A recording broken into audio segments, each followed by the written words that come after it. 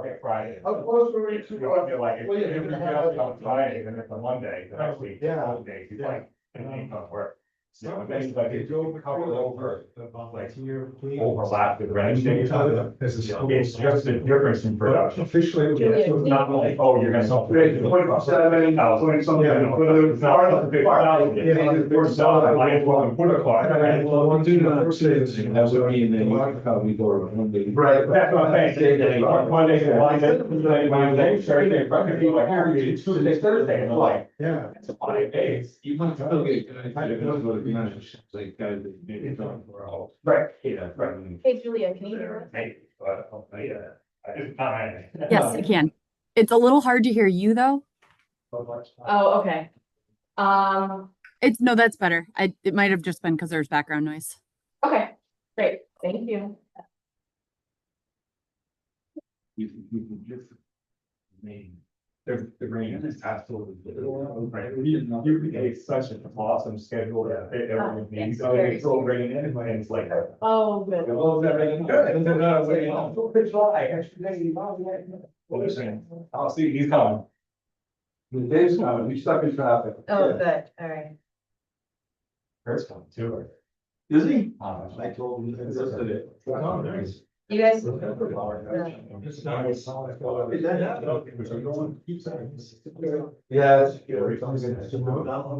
got a.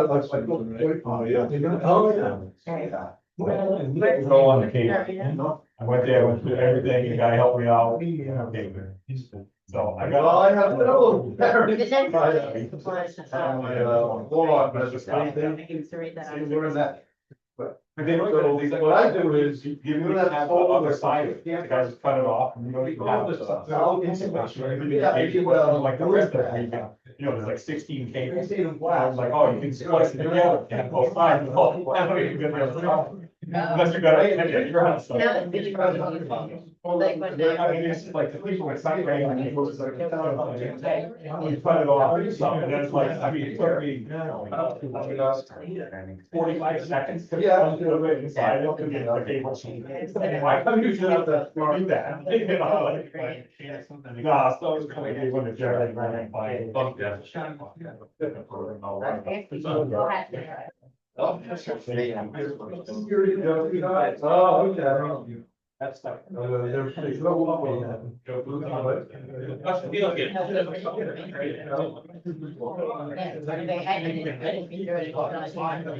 I'm like, wait a minute.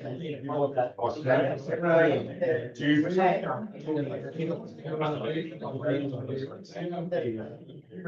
Double funnel between my back and double the muscle over there. It was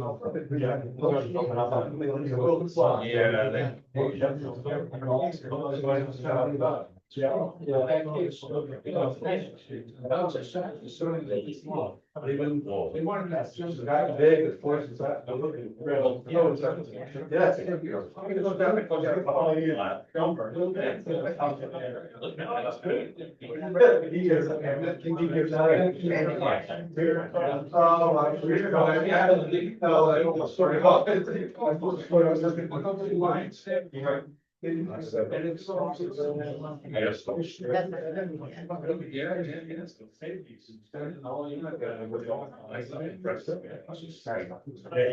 Well, I told you for a while, he was so good.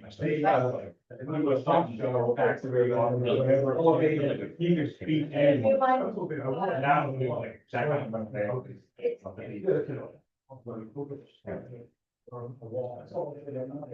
All right, we're gonna get started now. This is a meeting of the Shellfish Advisory Panel. That doesn't apply. We have a forum. And we have a virtual meeting option, participation. All participants must be muted throughout the meeting.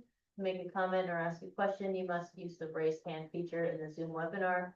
The meeting facilitator will unmute one participant at a time to make their comment or ask their question. The participant will then be remuted. Please minimize background noise while unmuted. Thank you. This is the agenda, which you probably have all seen. The only voting item is the first one. The rest are just FYI for discussion. So, with that, we'll go to Eric for, Bissell Cove, Fox Island, Pontotoc, with the moratorium. Okay. Great, thanks. Hey, everyone, can you hear me? Okay. I'm Eric Schneider, thanks Donna, thanks Katie. I'm gonna step through on the agenda. There's the Bissell Cove, Fox Island, Shellfish Management Area, Oyster Moratorium, and then there's one for Quaney. So we're gonna do Bissell Fox Island first. And they're set up the same way, where I'm first gonna give just a little background and history on the closures, moratoriums in these areas, give you an update on the status, the division recommendation, and step through the options that we prepared, and then you all can have a discussion and make a recommendation. So for Bissell Fox Island, this closure was enacted in 2010. And similar to Quaney, that was in response largely to some oyster survey work that was done, but also to support restoration. And so there were two phases of restoration, at least from our perspective, that occurred there. The first is what we commonly call EQIP Phase 1. That was the initial component of the EQIP Oyster Program that was conducted from 2009 to 2011. That kind of paused for a few years, and then it picked back up in 2015. And for both of those, there was pulp and spat on shell reefs that were created, and one of the additional number of tweaks for that phase 2, but one of the primary additional components was there was a monitoring component that was added. And so the reefs that were created in Bissell Cove have really been monitored from 2017 to present. Not all of the reefs, there's a strategy we use, but we do have data pretty much from the onset through present across those reefs. And then there's been a number of surveys that we've undertaken throughout Bissell Cove. And then sometimes it's extended out into the Fox Island shellfish management area to try to survey for wild or natural oyster recruits. And we did that in 2007 and 8, which led up to the initial closure. We did some work in 2015, 16, and then we repeated that and expanded it a little bit in 2022 and 23. And then for reference, this harvest moratorium, like I said, was enacted in 2010, and it's basically run on a 5-year cycle where it's gone back to the SAP, and then the council every 5 years for discussion and recommendation. And so the status, like I said, restoration has been conducted in this shellfish management area. The bulk of the restoration has been conducted behind that barrier island. So that's in the area in red. That's unapproved waters for shellfishing. But we also conducted some limited restoration work. Is that better? Yes. Okay. More, or is that okay? Oh, that's good. Okay. We also conducted some limited restoration work out in this area, and that was done in response to COVID. We had a program where we worked with aquaculturists and put some single set oysters out. And what we found through monitoring them is that we really have a pretty stark response between these two. The reefs that we created outside the barrier island. So one, that program is not active anymore. We have monitored it. We haven't seen any recruit on those reefs, and in part because of that, and just the subaqueous soils that are out there, some of that shell that was put out is starting to subside. Whereas inside, behind the barrier island, we're still doing restoration. We do see a couple different age classes there. It depends on the reefs, but that's an area that's still active. And so the status overall of this management area, like I said, right now, the entire management area of Bissell Fox Island is closed. That closure would expire November 15th of this year. Our recommendation is to allow that moratorium to expire and not to enact it. And the rationale is because, like I said, outside of the barrier island, although we've done work there, it's no longer active. We haven't seen recruitment on it. There's very few living oysters left, and a lot of that habitat that we created is starting to subside and silt over. So we're left with really just the natural habitats that's there. We have not been seeing any recruitment on that. However, the work that we're doing behind the barrier island, even if we were to let the moratorium expire, that's still protected by the existing Office of Water shellfish closure because those waters are unapproved for harvest. So really, we could leverage that closure, continue to do the oyster restoration work, and then allow harvest to occur, outside of all shellfish species outside in that approved waters. And so that would be, our recommendation would be option one. And if we look at them on a figure, this is option one. Where if we allow it to expire, now that area to the east of that barrier island that's approved for shellfishing would be open to harvest of those shellfish species. And the alternative would be to keep that area closed and extend the oyster harvest moratorium for some period of time. We put 4 years on here, but that's not actually our recommendation. It's just a placeholder that if you were to suggest that, you could modify that timeline.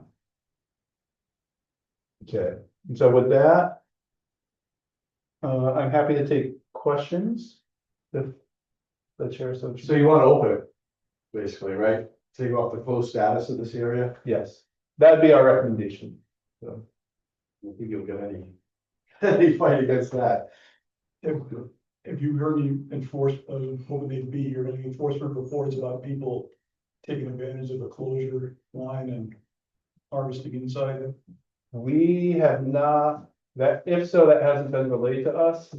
We don't, like the soils are pretty soft in there. We can see rake marks on the bottom outside of on the approved waters where people are raking. Either, not so much short sticking, but where they're raking into the softer soils. And so we have those soils inside and we haven't seen rake or scar marks. Doesn't mean that people aren't working in there, but we haven't seen that. Enforcement hasn't conveyed to us of any actions that they've taken in there. And we haven't seen any of our reefs just all of a sudden be depopulated. When we're looking at the monitoring data, they kind of follow the trajectories that we would expect. So the short answer is we haven't heard of that. I only bring that up because when it was open in the past, there were always people drowning into the unapproved water line. Yep. Yeah, I could see that, without being hyper specific. The work that we're doing now, I think is a little more challenging to access from shore itself. So oysters that recruit on shore in that system, that happens periodically. And so good question, Dennis, to jog my memory. Going back to some of the work we did in 2016 and 17, there were times when we saw oysters recruited there, and then we went the following year to do a survey and those oysters weren't there anymore. But those were right along the shoreline.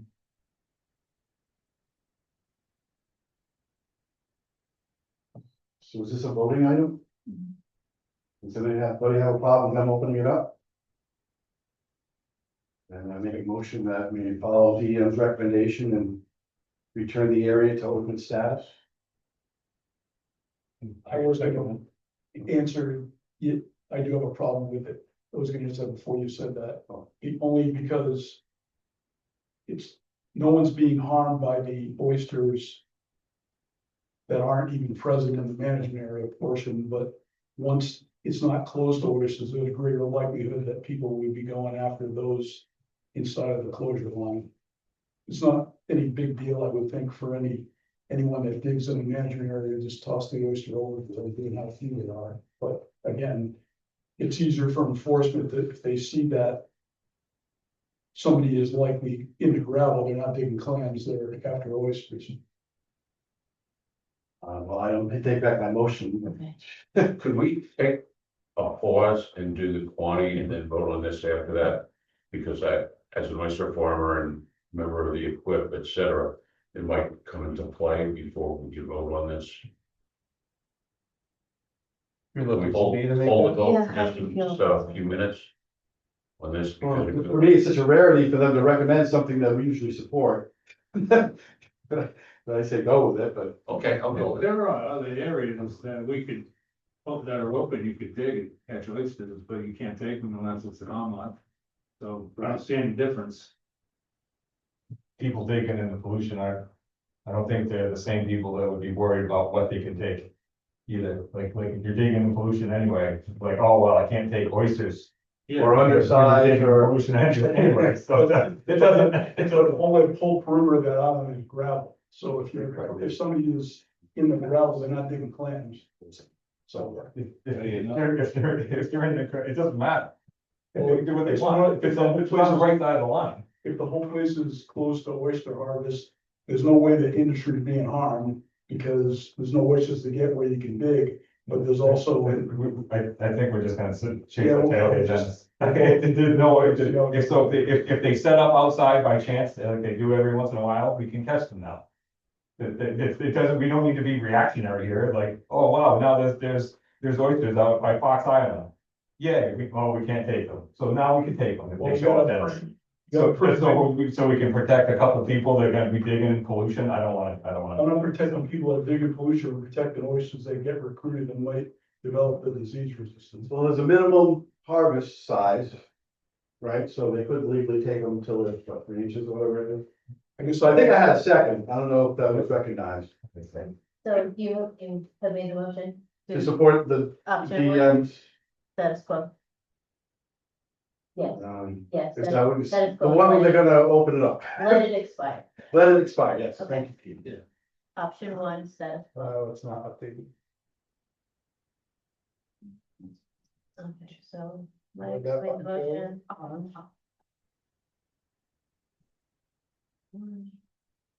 Do we have a second? I'll second it. Second, John Donald. Is any discussion on the motion?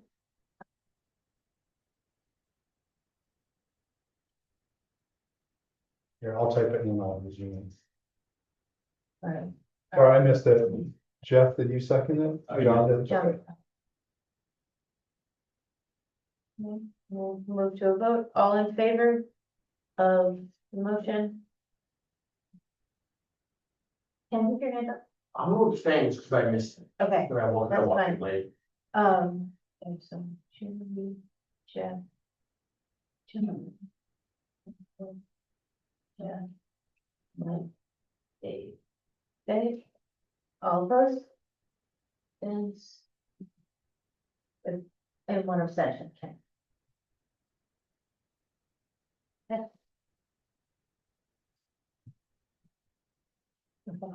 So the motion passes 9-1 to 1.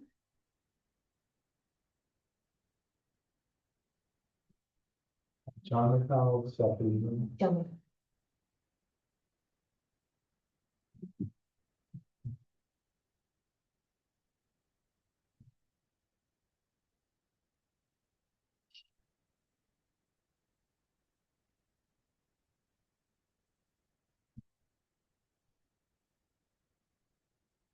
Yeah, I will have to show you. Oh. Okay. Pop back up. Oh, nice, okay.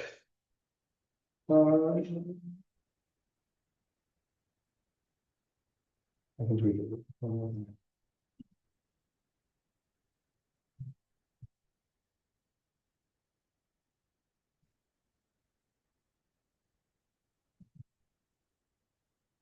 Right.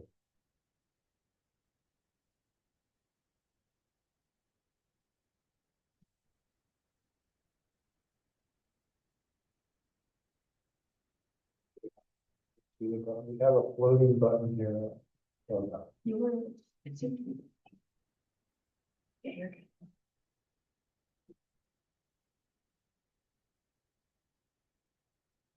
There is something. Okay. Got it. Challenging on one screen, so. Same structure as the discussion we just had for Bissell. Now we're talking about, Quantico Pond. I'll show a map in just a minute, but. The trajectory of this fall is similar. Since like timeline and build up, where in 2007 and 8.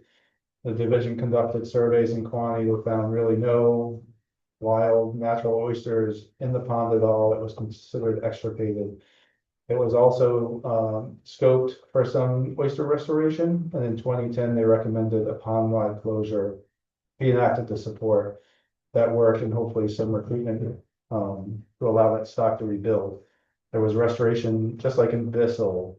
The scale's a little different, but the timeline's the same, where 2009 to 2011, there was this initial equip restoration that occurred. It paused, then from 2015, and then we have restoration scope through 2029 right now. But this is an area that we think will probably even extend it beyond.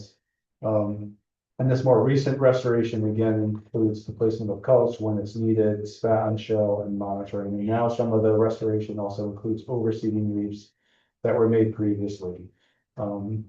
As you know, we do now with the equip reefs, we have monitoring data pretty continuously, at least from some reefs in the system from 2017, right up through. It will be monitored this year. We don't have that data yet, so at least through last year, but you know, that will continue as we continue to do restoration work. And then we've conducted pond-wide surveys, 2007, 8, 15, 16, 2022 and 23. And then we've done some, not pond-wide, but we follow up on some of that work more recently just to try to track what the status is, you know, as of last year and even the spring. And there's been a pond-wide moratorium in Quaney since 2010. This one's come back to the SAP more frequently than what we have for Bissell. Those sunsets have been a little closer, but the most recent time this it was discussed by the SAP and then the council was 2023, when you recommended a 2-year extension. What was designed to line up with this Bissell Fox Island expiration. And so looking at the pond, what we have is we have 2 spawner sanctuaries or closures, one in the west, one in the east, and then we also created a number of these oyster reserves. This is pretty unique in the systems that we work in. This was designed to facilitate a number of oyster-related research, and has actually been wound up in a number of publications and some really important information that helps guide EQIP as well as some of the other habitat work that we do. And so within these green boxes, there's a series of reefs that were created. So you'll see that 2 of those kind of areas that we created, these reefs are not enclosed areas, but they've been protected by that pond-wide moratorium. We might see something here, but we consider these the fish habitat enhancement reefs because they were originally built for us to really try to assess the fishery response of fish and macroinvertebrates of the creation of oyster reefs. But through some of this work, we've also done experiments and evaluated the importance of different sources of oysters and the role that disease plays in the long-time survival of oysters, especially oysters sourced from different populations. And then what we have really scoped through 2029 is restoration work that continues in these yellow circles. So that's on these green oyster reserves, as well as kind of in that closed area, some of the additional work that's been supported by the EQIP program. And so give you a quick status of what both the restored and natural reefs look like in there. I'm only going to show a graph for the FHP reefs, but remember there's these 2 types of restoration reefs that were created. They started in 2016, they continue through present. We put out about 2.5 million oysters into this system. So those are oysters when they're deployed, you know, around an inch, sometimes less than an inch in size.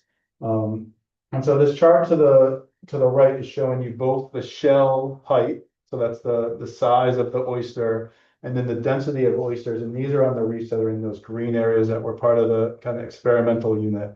And so you'll see right up through last year, which is when we have the latest data, at least at this resolution, you know, that size kind of asymptote, but we have a number of pretty large oysters out there, but you can see the densities, you know, getting really low. And on some of these reefs, there's hardly any oysters left. And that's why they're targeted for reseeding we can reseed them through the EQIP oyster program.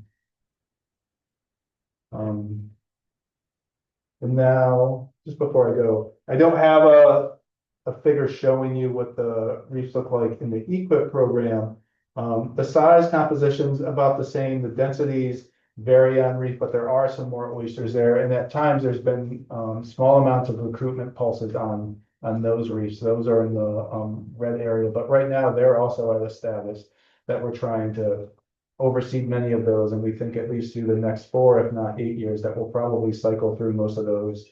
And we basically use current survey data to look and see if there's recruits on there, and if there's not, then we try to target them for reseeding. But since this work was initially done, we've changed really the source of, for most of the reefs, the source of the oysters that we use to put on there. So there's also been, like I said, survey work to look at natural reefs, at least from 2021. The bulk of this occurred from 22 to 23. We surveyed about 3.5 acres of ground in Quaney, looking and scouring for natural reefs. We found 9 sites that have received recruitment, at least since 2017, based on the size estimate and comparing that to what we saw in 2016 and 17. The last time we did the pond-wide survey, which was in 23, we can say 7 of these 9 sites had living oysters. We have gone back, but not to all 9 sites.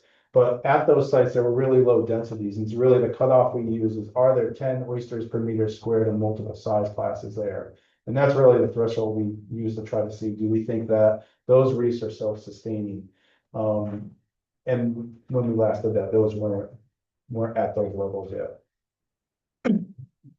So in addition, like I said, we're continuing to do restoration there. We've used and collected data we're actively incorporating into a habitat suitability index model that's supposed to identify areas that are most suitable for oyster restoration. And then we also have the Shellfish Restoration and Enhancement Plan, which many of you participated during the initial in-person meetings. That was paused for a little while due to some funding issues, but we plan on resuming that in this winter with some in-person meetings. And so the HSI and the addition of the Shellfish Restoration and Enhancement Plan, we think will be useful as we think about the potential long-term options in this system. So real briefly, we've been actively working here since 2017. We put out about 2.5 million oysters, at least the equip reefs, and to some degree, some of those FHE reefs that still have oysters on them. There is a mix of juvenile and mixed mature oysters. But those areas outside the restoration areas really have low densities and have showed kind of limited recruitment. So that's why we're kind of prioritizing this area for continued restoration. And that our hope is that as we tweak really the sources and better align them to the sources that we've seen have done better in this system, and kind of get that spatial dispersion and increase those numbers, that hopefully, that will support some recruitment off of those reefs like we've seen sporadically in the past. And then there's additional information that, will be hopefully useful in the next few years that can feed into future discussions. So the pond is currently, there's a pond-wide moratorium. Our recommendation is to continue that pond-wide moratorium.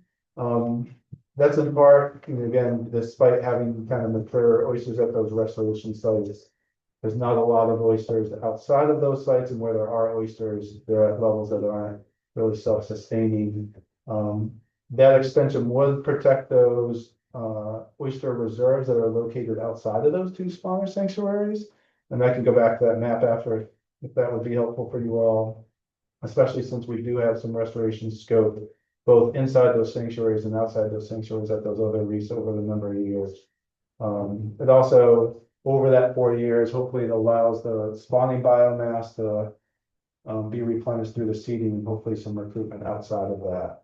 And then there's some additional information that we can bring in. We have discussed some number of options with enforcement, and just because of the spatial configuration of the reefs in this system, not to speak for enforcement, but the feedback they gave us is that the pond-wide moratorium offers them the best ability to try to enforce, at least protection on those restored reefs, and really protection of the oysters throughout the pond, just because there's only one access and really inclined.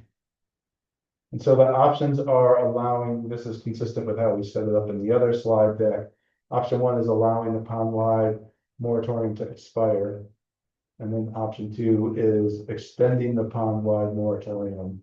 And we were asking a 4-year extension, which would get us through the scoped restoration. And so that option 2 is also the division preferred option. And that's the end of my slides, Madam Chair. I'll try and be brief, but it'll take a couple minutes. Totally endorse what Eric's, what you're about with the closure. And I have good reason for saying that. Been doing a little bit of work in Quaney on all the oyster farms. I'm here representing aquaculture. And there's an issue in Winnipock Pond, without going into big details, but it's been happening a little bit more in different ponds along the shore. Some people are going out and they're gathering oysters off season, and they're putting them in places that are accessible to them during the harvest season. I've had this happen to me a number of times now where locals, hey Jeff, come get the boat, gonna take a ride. And I go and I see an area this big that's covered in oysters that weren't there a month before. So somebody's professionally, whoever recreationally is moving oysters specifically into places where when the season opens, they can go claim them as wild. Having Quaney closed as it is now is a big help to the oyster farmers there because there are basically no wild oysters. And the same thing has started, maybe it's a continuation of the same situation in Quaney. So for enforcement parts, that's really important. Also, if somebody goes out oystering and they don't find anything and a temptation is to go find an oyster farm or whatever and take some of those. So aquaculture industry is very much in favor of a closure until there's wild native oysters there. I've also been in the equip program since it started. I'm doing it again this year with 90 fish totes of shell, spout on shell project. And it's fairly successful. The oysters grow tremendously great. I'd like to have somebody explain to me why they don't, recruitment in all the coastal ponds isn't higher. My theory is they're food for the fish. You know, clams, oysters, the spat, it's part of the food chain. Because we kicked out a lot of spat and we don't see that much recruitment. But the program, the equip program and all is tremendously, it works. It's just the location, and I think that having it in a pond and ponds in Quaney where that's all there is, so somebody gets caught with a bunch of, you know, it's easy for a person. And biologically, for the health of all the ponds, keeping this equip program going with federal money and stuff is tremendous. This year we did 45 bushels of 45 fish totes, shell on the bottom, culls, and Eric knows this, and 45 fish totes of spout on shell that were brought to a hatchery. And July 1st, I think I picked them up. They were pencil points. Right now, they average probably the size of a quarter. It's tremendous. It just works. So Quaney is a good example of what works and what doesn't, and having it in different locations like Quaney does, I think is a good test for what works and what doesn't. So I would strongly endorse the closure of continued closure of Quaney. Are you saying that they're stealing oysters from the farms and then? Yes, exactly. Yes, 100%. That's what I'm saying. Okay. And then they're transplanting them over to someplace like an open place, Right. 100 yards away, and they're making a whole stack. I've seen a foot-high stack of my stuff. Has there been any enforcement in there to straighten that? Yeah, no, that's I think I called enforcement about it once, but you have to catch them doing it, and these are people that were farming in the city, and there's all these people. I think I've always been in a market of people in front of her saying where they go steal their stuff. And she says, oh, that's my family farm, do you mind? And real estate agents sometimes will rent a summer cottage with you follow this trail down and there's a good old shellfish you want. I've caught people out there in the farm and they've gone, lady, you know, you got your 10-year-old, your 12-year-old, what, you're out there digging stuff. Oh, what are you doing? Oh, everybody at the beach says the best place to go is inside the signs. The house by the golf. Yeah, it's like inside the signs. That's my farm. It's like, There's So- campers for that. Yeah, we have Campers. You know, there's a plus and minus, you put too many signs up and too many people go, what's that, and they go there. And if you don't have enough signs, it's one thing, now I have a kayak ramp at the town beach, which is where I go watch my farm, 55 kayaks are there stored. Almost 90% of the people are polite, nice, but you know, and I'm there to just remind the other people that please kind of, you know, mind your manners. It's farming in the city. So you want option two? I am all in favor, and the other people I've spoken with that have farms in Twenty, of continuing the closure. Option. And continuing all the shellfish reefs, you know, restoration, because it seems to be a very strong potential for being successful. So I'm interpreting that as you're making a motion. You want me to make the motion? And you. I make a motion that Quantic October stays closed for the 4-year extension. Second.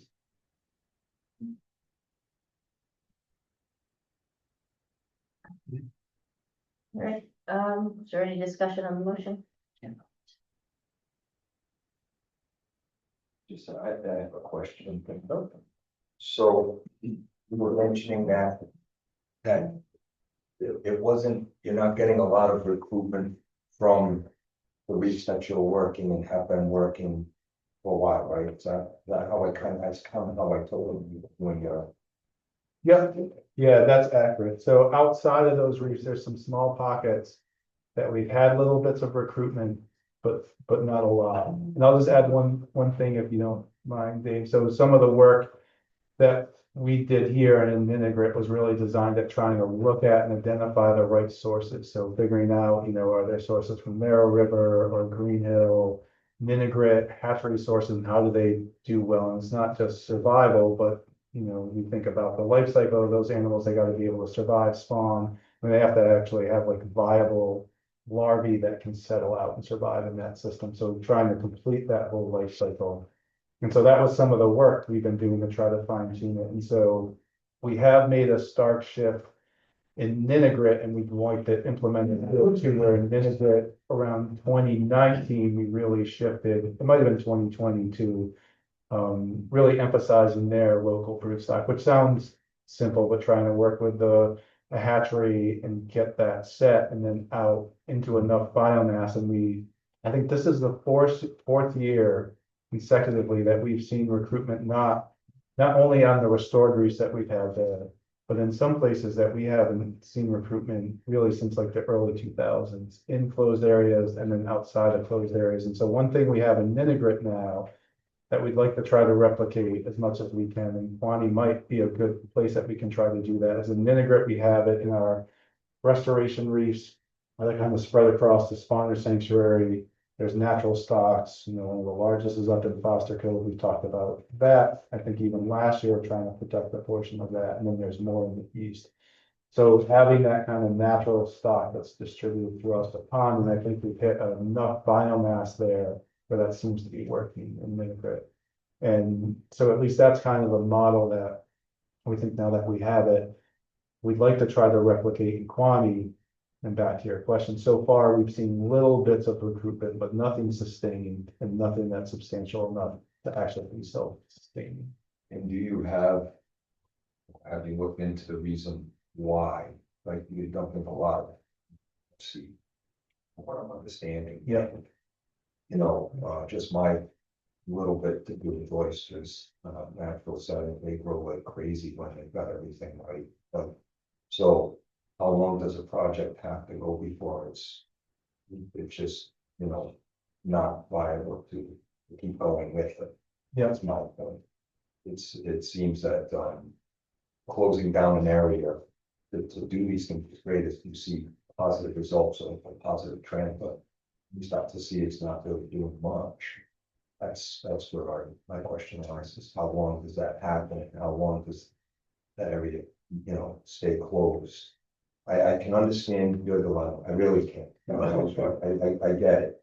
But I also understand that, there's a certain line in the sand where it just, if we're not looking at why it's not repopulating, and again, oysters grow really pretty quick compared to whole ones. Yep. Is any of that research being done as opposed to just, okay, we're gonna try this and then see? Are you finding out, is it predation, is it so your salinity, is it not enough food source because of maybe the farms in the area or what have Yep, some of the research so those are all great questions. I don't have the silver bullet answer, but some of the research we did in particular in Quani on those reefs showed that, and one of the most important things was the source of the oysters. And so what we had was we had different sources across those reefs. And then we also had, we were less selective. Big sources, what do you mean, where they came from the hatchery or? Yes, so not just the hatchery itself, but in some cases, what, yeah, so you could think That's of, one that you use as local here, is that, or is there not a local one? there's not a local one in Quani we can use. So what we consider local would be Green Hill, Ninigret. But you can think like, well, Green Hill is not Quani, right? Like Green Hill has a lower salinity. It's a different system. The same, we tested some from Narrow River, which has even a step down in salinity. And so those oysters have probably inherent traits, some of it might be disease resistant, some of it might be maybe they're more tolerant to, a number of different, I guess, environmental stressors.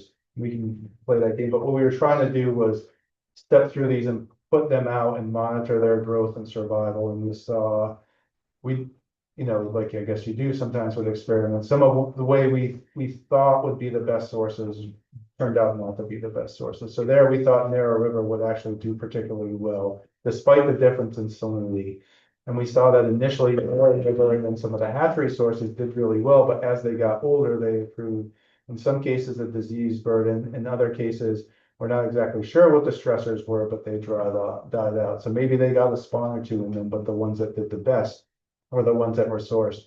In that case, from Green Hill and Ninigret, but that only represented a small portion of all the oysters that we had put out there. We had tried a number of different hatcheries. So those are a mix of commercial, or some hatcheries will give you a mix of their restoration line, which it's kind of up to the hatchery about how they derive that. Typically what they're doing is they're trying to mix local natural broodstock from wherever that hatchery is, and then incorporate some traits from, disease resistance from lineages that have been developed in the hatchery. You don't really know what you get, right? Because they're broadcast spawn, Right. But that's what you're buying.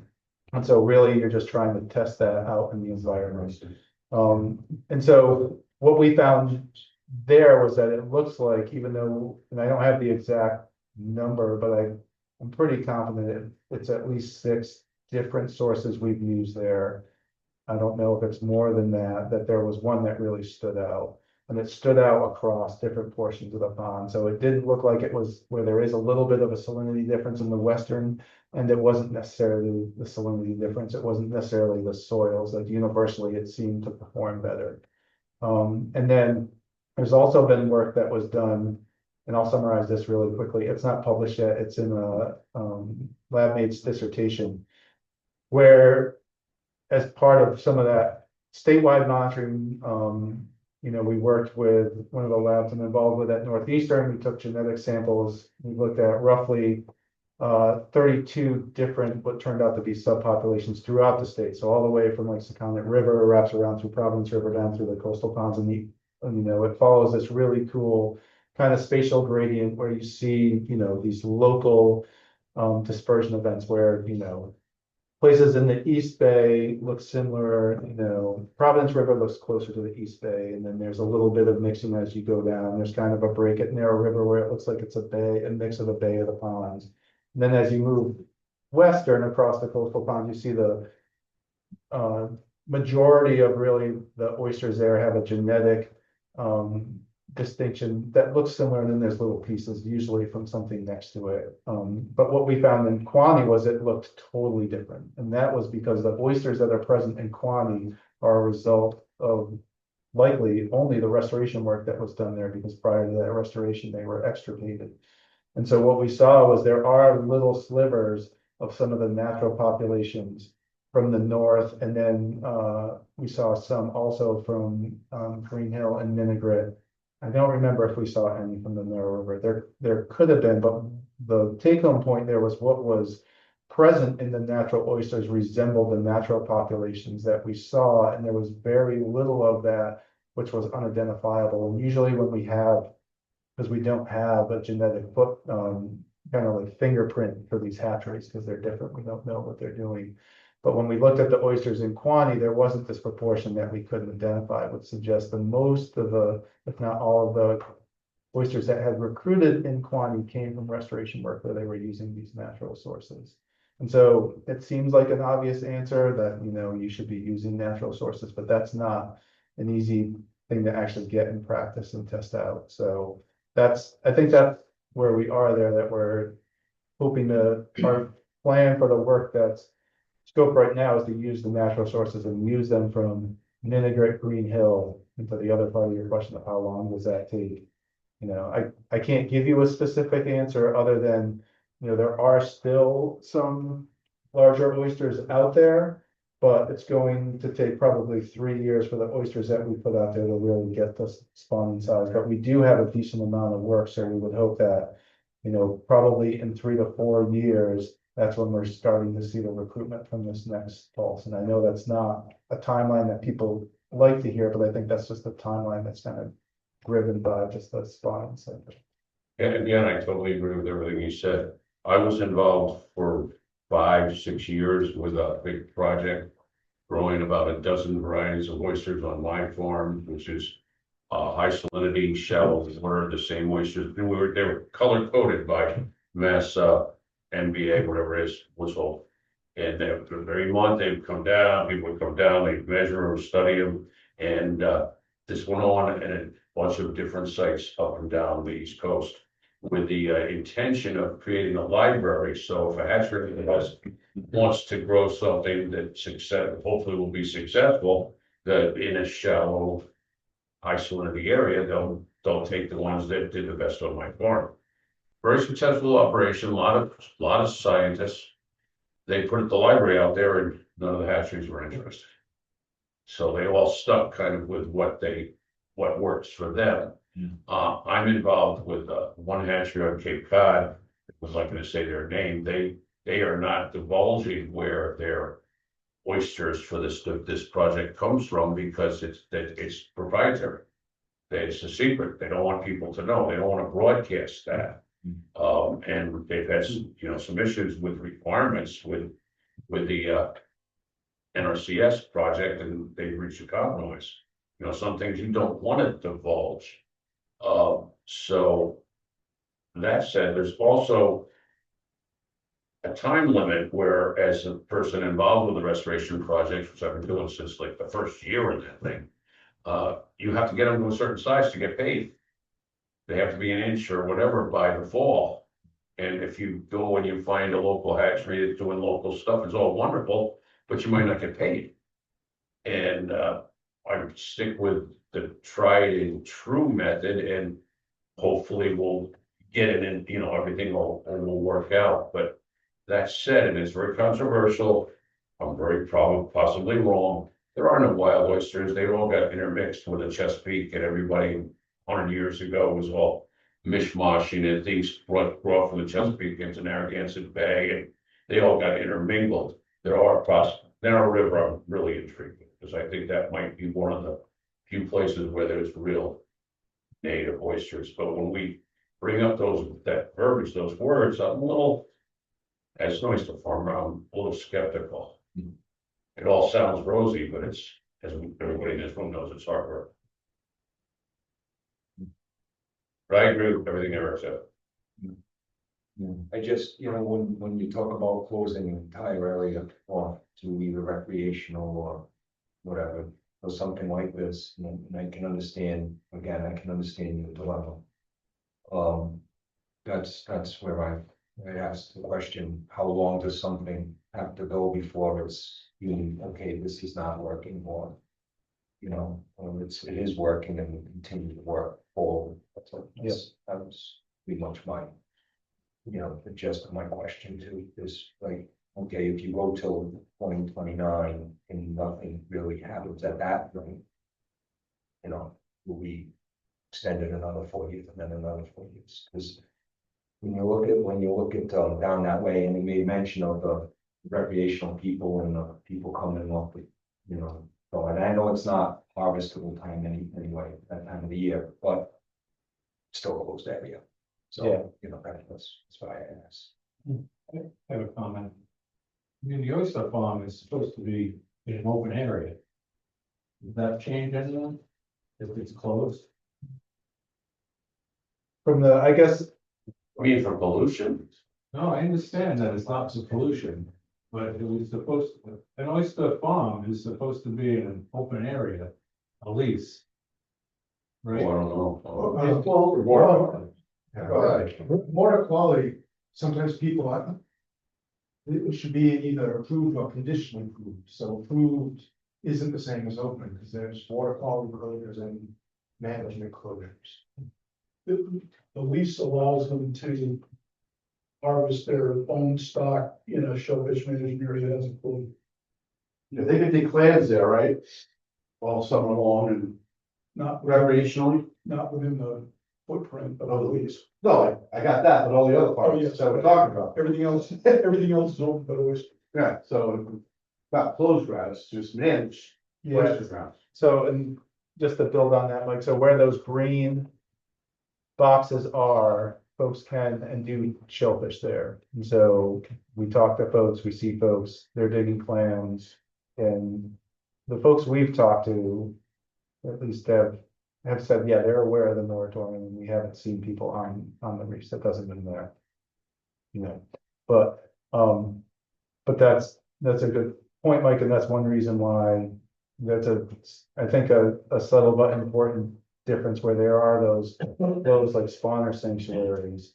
But the whole pond isn't great. So outside of those, you can. Not that I take a take a position on this one, but basically, I think Dave mentioned the time that people would be recreational, the oyster thing is closed anyway for recreational, right? It's not open until September. Right, if we had took the moratorium off. So the most popular time down there would be not available anyway, just through regulations.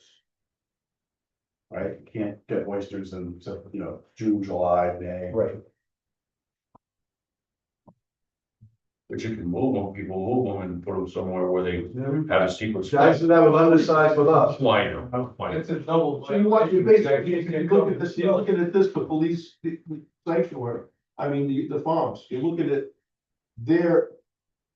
You know, their position to police your farms, basically. Nobody I know is called the EMS on the police their farms, but I know. You just said that you wanted to close it. I know it's So still- that's basically what are they doing? Right, so they can't take the oysters and move them. You can't steal them and put Okay, them somewhere so else they and can't get them steal them, later. period. Let's use the word, Right. steal. Okay, steal, it doesn't matter, it's the policing. It's against the law. It's against the law. Yeah. What's your You point keep again? it in our area closed, so they won't steal your oysters. We're talking about not my pond. Okay, all Right, right, but- you just said you were representing them. All right, does anyone else have any more questions comment on the motion? Okay, if not, we'll go to a vote. All in favor of the motion of option? Oh. yeah. Good question. So we're basically supporting a continuation of the moratorium until 2029. That's the motion. Correct, it's up on the screen. Right, and the motion one was that it reopens on 15th of this year. Correct. You guys, I mean, that's the motion on the board. You guys can create your own. That's what we're voting on then. You're voting on option 2 to extend the moratorium. Does DM have a position on this or? Yeah, So so, the first one we went through? yeah, so our recommendation is option 2, where we asked for a 4-year extension. And it was in part, Dave's question too, how long do we think we need to make a determination? So because we're doing the shift where we're trying to prioritize to these natural sources and just how long until we think those are gonna spawn and we would actually see a signal. You know, we think 4 years would at least give us 2 years of spawning that we can do another survey. So that's why we went with 4 and not 2 or something short. Okay, I'm gonna call a vote. All in favor of the motion? Option 2, to extend the moratorium. All in favor, please raise your hand. Okay.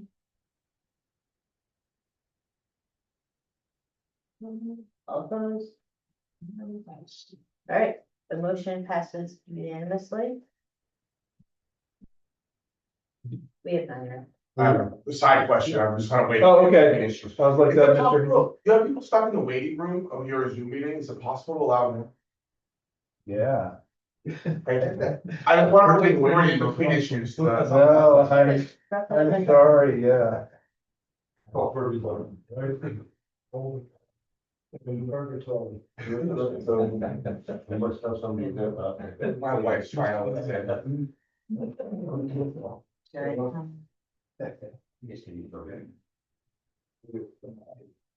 Yeah, just wants to know when I'm gonna be home, you know, how I have those crazy kids.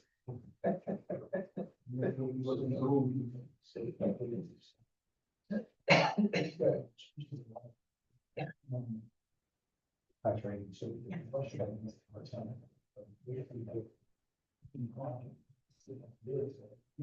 are a lot of numbers up there, yeah. I know. Classes. Trying to impress you all. Like I said, dude. I think to me. All right, so for the next item on the agenda, we're just gonna run through the harvest numbers from Providence River for 2025 so far. So I've broken it down, I've extended at the table that I've shown all of you every year as we add additional days up in the river. And on the right in the red box is the 2025, and I've broken it down by the winter where we had the 2-hour openings versus on the right is the summer with the 3-hour openings. So you can see and compare what those two look like. So for your winter harvest days, we were open all 6 days that were available for harvest. The total number of clams that were harvested out of that area was 853,000. And the breakdown by market was pretty similar to what we've seen in the past. So mostly little necks, then top necks, and then about 1.5% of the harvest was cherry and chowders.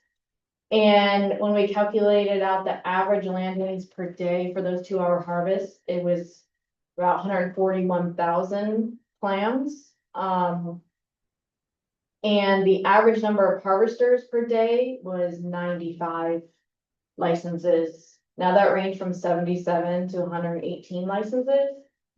And on average, on any given day, the number of clams that were harvested per license was 1,493.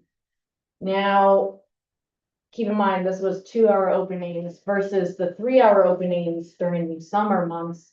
So now we're at 14 days that were open to harvest so far. And we've seen 4.175 million removed from the area. Again, we're seeing the same selection and harvest for the market type. So it's mostly little necks coming out of that area and top necks. And again, it's like 2.5% of it is cherries and chowders. Now the average landings per day on any given day was 298,000, which is pretty consistent with what we've seen in the past.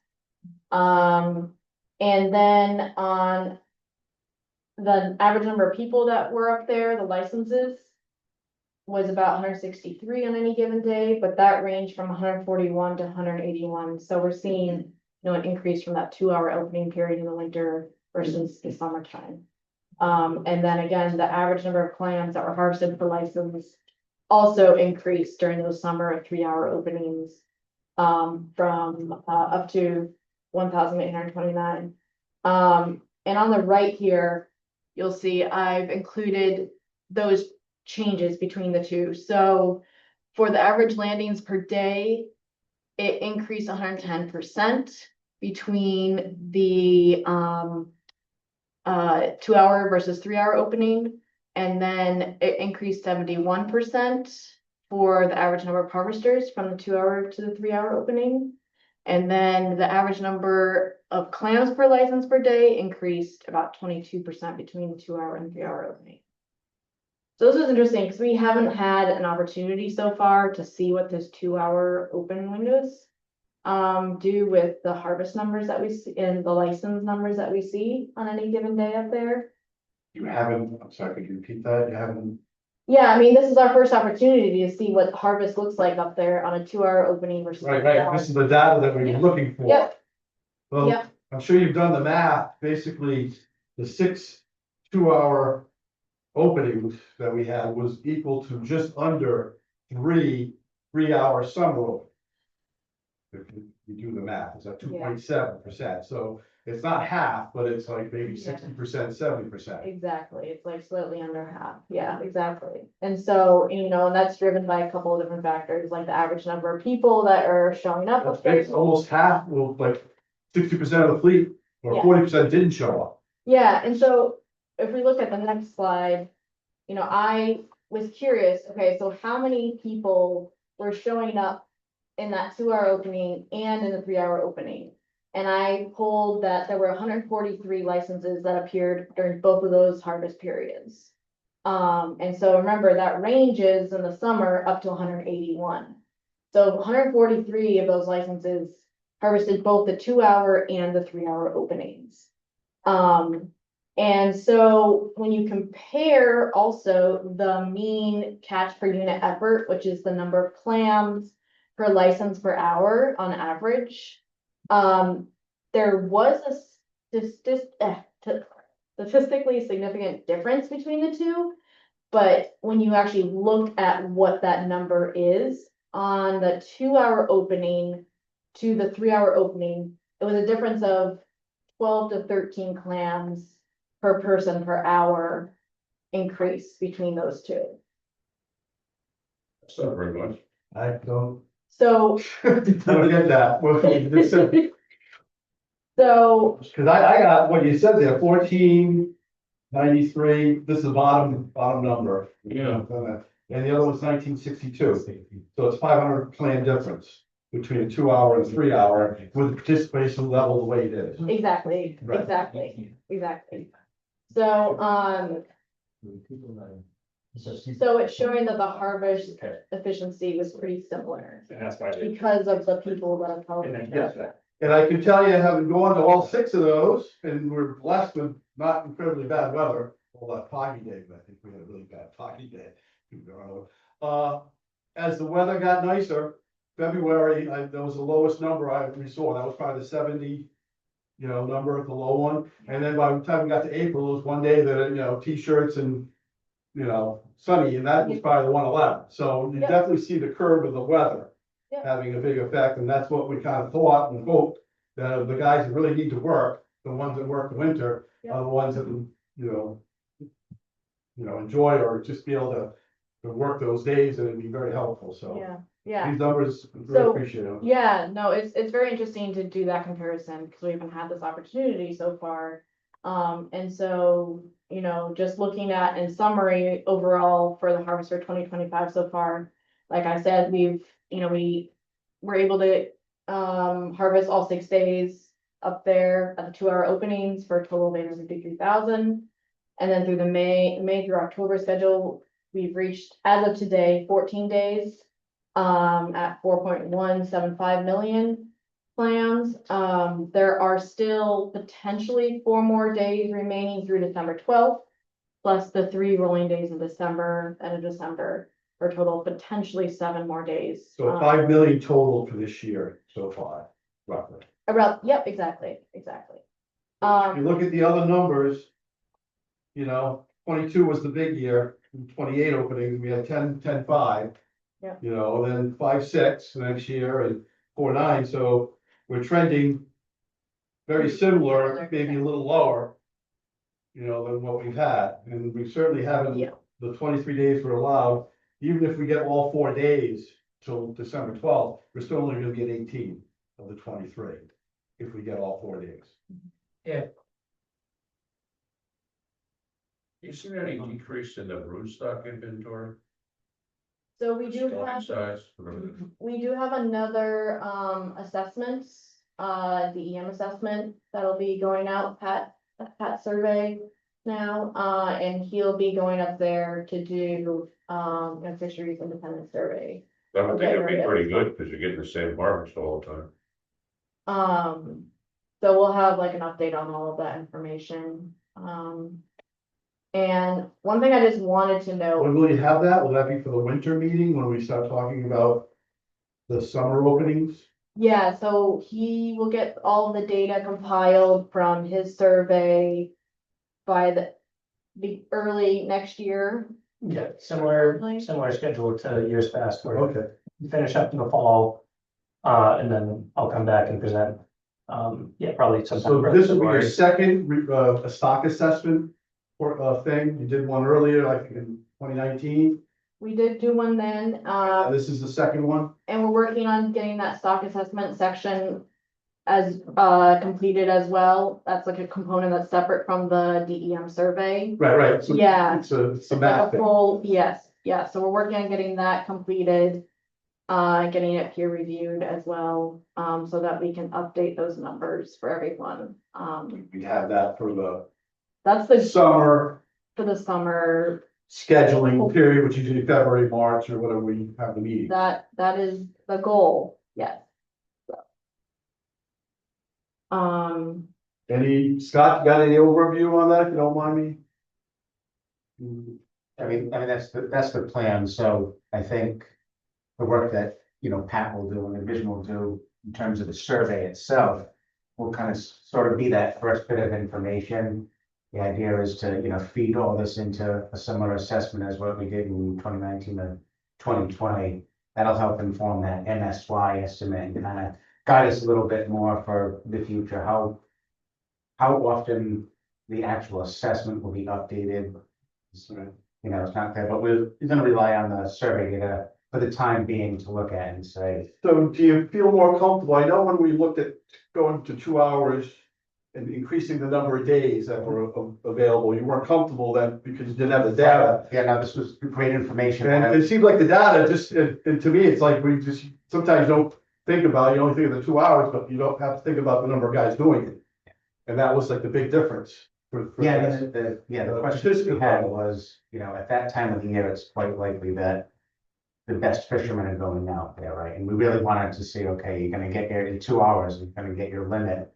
And this is great information that kind of shows us that that catch is kind of somewhat consistent. So going forward, and I don't want you to, you know, I'm not telling you to take a position on this. But if we have, let's say we want to increase the number of 2-hour openings during the February, April period. As right now, it's scheduled every other week, 1 day. Would you be using the numbers that you got from the 2-hour thing? How do I know To you assess asked that? Mike? I knew this question was coming. I don't know if that's a good thing or a Yeah, bad thing, but. yeah, right, no, it's great information. Ideally, we'd like to get, you know, some additional information. I think that's a discussion that we can have in the winter time when we get Okay. a little bit more, you know, some of the survey results and things like that. But it's encouraging to know that, you know. Well, we have data now, that's how you gotta work, you Right. know? Yeah, no, absolutely. Okay, thank you. And one other thing I just wanted to throw it to the group here is I was very interested in looking at the shore digging results because now we have more access to that area. Now it's open, you know, the same days as all the rest of the commercial harvest, boat harvest, but for the full period. So I really wanted to look at how does that compare to the boat harvest.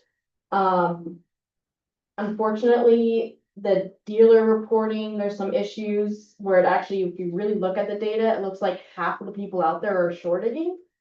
So it's clearly not correct.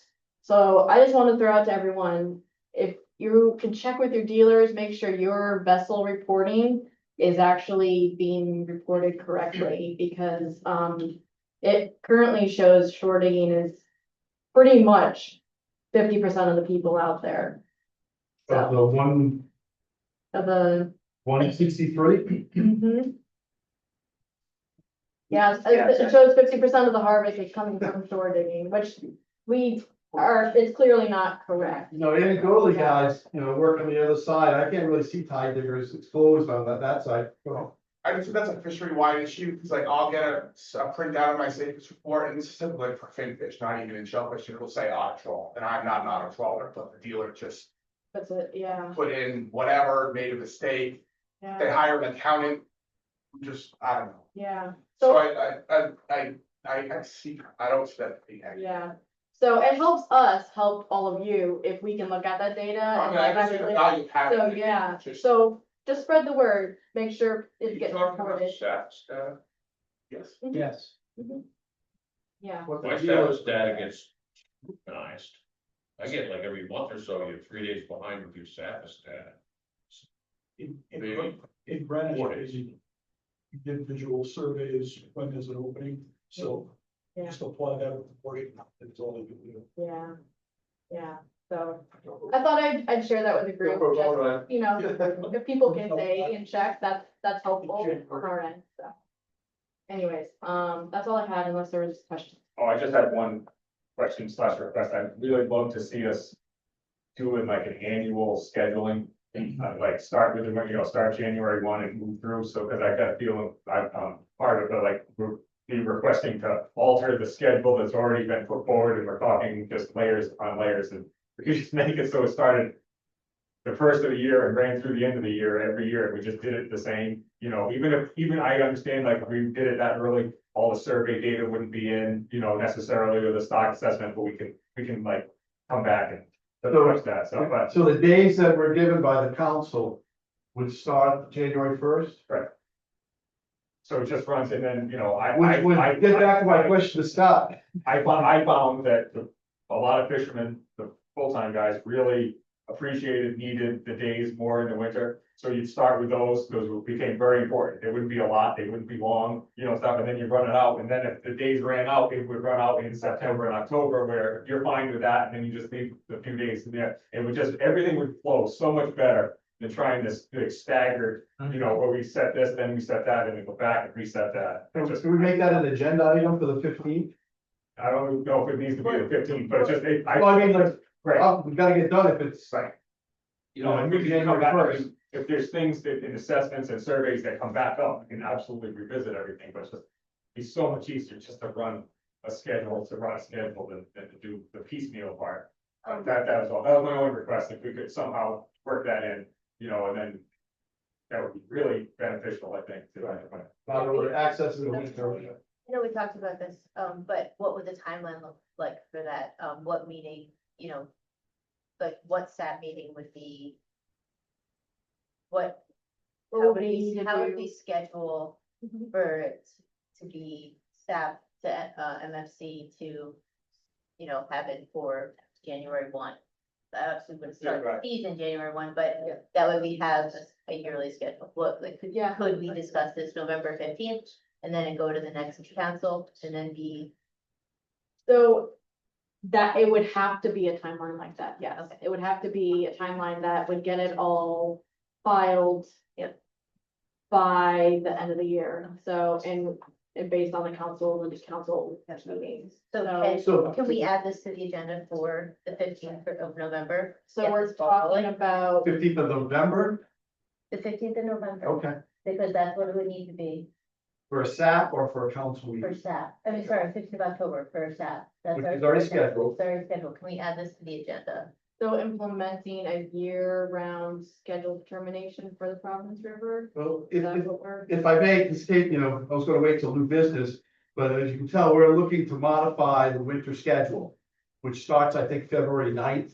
The every other Yeah. week, 2-hour thing. Yep. But the time frame right now, because the SAP meetings are so close together.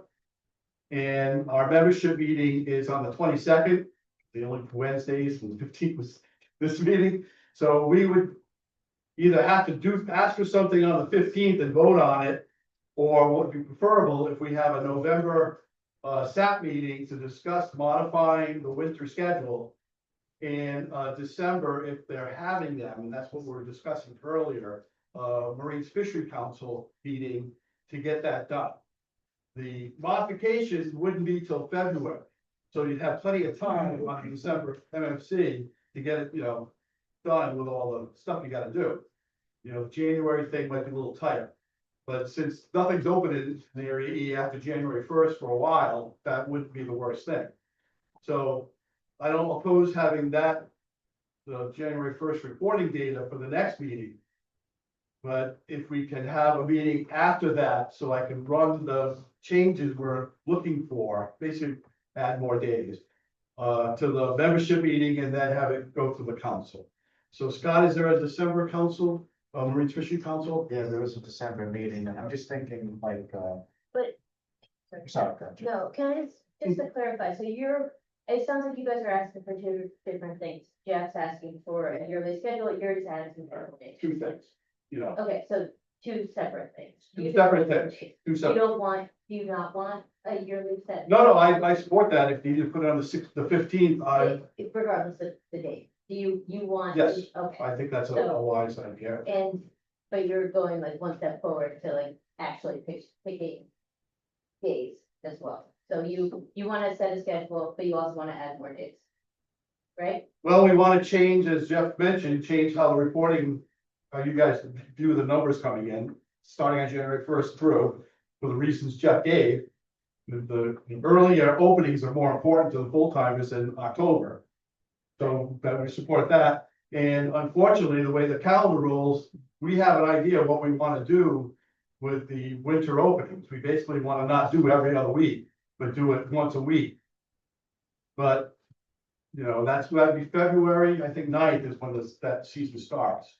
So we would need a SAP meeting in November and Marine Fishery Council in December to get whatever is agreed upon before. I mean, we talked about this last year, so I remember there was a conversation on whether or not you got those February days and then how we could get them back, right? Start to do a harvest, out of the harvest year from February through. It's only it took like February 1 to, it doesn't matter. Well, I think it's the reported in there. Yeah, that's. Yeah, I got it. Regardless, It was not here, right? Okay, so that's February 8th. It's the end of the week. But I thought that, I'd rather start. February 1, January 31st, I think. February. That's right. Yeah. Hey, guys, Jeff, maybe you could weigh in. But the thing is, Jeff is completely different than yours, like Katie said. So. No, they are separate. No, they're separate, but are we done with discussing Jeff's? And then what, did you? Well, what We we're set discussing, something up with the Well, schedule in January, then we can do the adding the days schedule. I don't think, we're not done. Exactly. This one, right? you're exactly right, but the difference is, if there wasn't going to be a December Marine Fishery Council meeting, we would have to accelerate what we're trying to do to the next meeting, the SAP meeting, but if there's gonna be one, then we don't, we can talk about Jeff's proposal on the 15th. Well, no, I think we just, the next one's just the grants, the regular. Well, whatever, they're separate things, but I just wanna make sure that we have time to make a February change. And if we didn't have a December Marine Fishery Council, now we're in January. I just didn't want both of them to get confused. No. We're into next year, and next time. No, I think whatever is the way you guys think we should do Jeff's proposal, which is changing how you count the plan. It doesn't change how we count, it's just that, I would love to just not do this multiple times, that's all. So the 23 days that we had would have started January 1st of last year. Exactly, and you just run the days through, and then when it stops, and then we're done, and then we start over January 1. Yeah. I would just love to see that, that's all. Is this on the agenda? No, it was. Well, it's gonna be new business, my stuff, but But we have another person coming up. So really quickly, this is kind of an FYI and a discussion, like, I think these things are obviously connected, right? I mean, Jeff's, question about when it starts, and then sort of Mike is like, the days associated, but I just want to make clear to everyone, for this particular year, timing is very tight. I'm not sure, the December council meeting is very full agenda. The other thing is that we won't have really updated information by a December council meeting, if we could get it on there. To kind of inform, it's separate, like, if you guys want to start February 1 or whatever it may be, that's one issue. But like setting the days early on without, information to support that, could be a little bit difficult. But I feel like we get that every year, like if Patrick's study is never completed for when we can set the schedule, how is that gonna change for next year if he's not gonna be able to finish his study? Oh, right, no, we'd have I to mean- make some changes, like internally, we'd have to say, okay, no long, now this survey has to be done in the fall, early fall. We don't have that leeway to run through December kind of thing, and that's what we'd be using, that's the information we'd be using to move forward. It's kind of separate of whether or not the panel decides to use a new harvest window of, February to January 31st kind of thing. I'd have to check, the December council agenda is very full, very. Fair to limit the SAP participation, because you have so many FinFish things stocked on the agenda. I mean, that meeting is ridiculously full anyway, it takes forever, it's the worst. Right, so, So, to be honest, like to insert a Providence River agenda item is going to add a lot to that, like. but that's not on the SAP, that should be on the I council know and that. the organization of the agenda. And just maybe if you're nervous about January 1st, I think just is saying we start the calendar on January 1st. We don't have an area E opening scheduled till like February. Right. But right now, even if we got all 4 days that of the remaining schedule to December 12th, we're still only gonna be the 18th of the 23 days that the council allowed us. So we still have 5 days that weren't used in the calendar year 25. So any kind of, if you're worried about, numbers and stuff like that, I mean, we usually set the number of how many days that we're gonna have in the, like I said, the March meetings. And that won't be affected by the numbers because we had leftovers from the year before. Follow that? Yeah. Okay. I would like to say, I think. I think we'd be in support of having it start January 1. But I think the time to change that would be when we revisit the summer schedule in April. So if we wanted to then change the existing one, is there opportunity for us to meet in November just for the change amendment to the current winter harvest? So that it could be 2 different things. I think it might have to happen in 2 steps, that's all. Yeah. Like to start this year, it might have to happen in 2 steps. We might have to set set the winter schedule, through April, and then when we come back with the survey, and then if DEM could somehow change their survey pattern to match this, so we could do it all together, like all the winter management areas, just have like one management area thing, so we're doing Greenwich and this, all the things, and the Providence River for the whole year. We just do it all together. I don't know if that works for the survey, if we could change, not saying right now, this year, but like, if we could target, like, this is the goal, is to talk about this in October of next year to set a full schedule after we do this piecemeal. That's all. That's just a request. If we could make that work, it'd be great. I'm not saying we have to do it this year, and, but I would love to see us work towards that. And excuse me, I gotta go. I got a problem with running water. Is there a early January, Marine Fishery Council? Because we need a month, I think, for the regulations to go. And we talked about this very thing, we have a December meeting, and I don't think we have another one until later on in the spring. Right, which would probably be the area E one, Yeah. So I mean, not for nothing, I know it's a busy night, but if you put us first on the agenda, I think, we can get through it quick. I hate to see guys miss days in the winter time when they really needed the 93 guys here because the council meeting was too busy. Well, I think you'd still get 5 winter days. Did you still get? Oh, yeah, it's already scheduled, but we're looking to modify it so the 95 guys can get maybe, 7, 9. It's 6, but It was 6 this last year.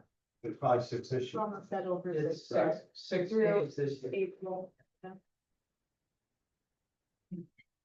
So can we recommend to Mike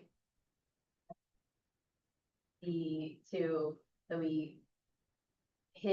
additional, his changes to the schedule could be heard at the 15th meeting when we do the winter harvest, because it is, when we do the winter harvest scheduling for Greenwich next week or 2 weeks, we can Request request Providence River to be added. I was going to ask that for new business, and I apologize, Jeff, but Kate started talking about it, that we put that on the agenda. Because it was my thought there wasn't another Marine Fishery Council after the November one. Yeah. But since there's gonna be one in December, that would allow us to run it through our system, have a SAP meeting in November, and then have it heard of the council in December. And to make a modification to the current schedule that is from February through April. Correct. Basically, what we're looking at, would instead of every other week, it'd be every week. And it would be for the 2 hours. And I would give, whenever we do that, I'd give you a formal, thing. But I would, if there's a December MFC, I know if it's busy and stuff, but that would really work better for the whole. We put it on the agenda, have a SAP meeting, have it flushed out, and then have it at the council in December, which is plenty of time, for any changes. I have to default to Scott for Yeah, the decision. I really don't have, the answer. We're not gonna have survey information. We're not gonna have survey information to help inform if you're looking for the, age and things like that. We're not gonna have that information. Well, we're gonna have 3 or 4 days left over from this year's schedule anyway. Just the way it's working out. But in terms of setting a schedule with a number of days to fish in 2026, we're really not gonna have any information to help inform that. Right, but the answer would be well before March. And we'd only have 4 or 5 days scheduled then. I guess that's what I was thinking, you already have winter days. Why not use those up?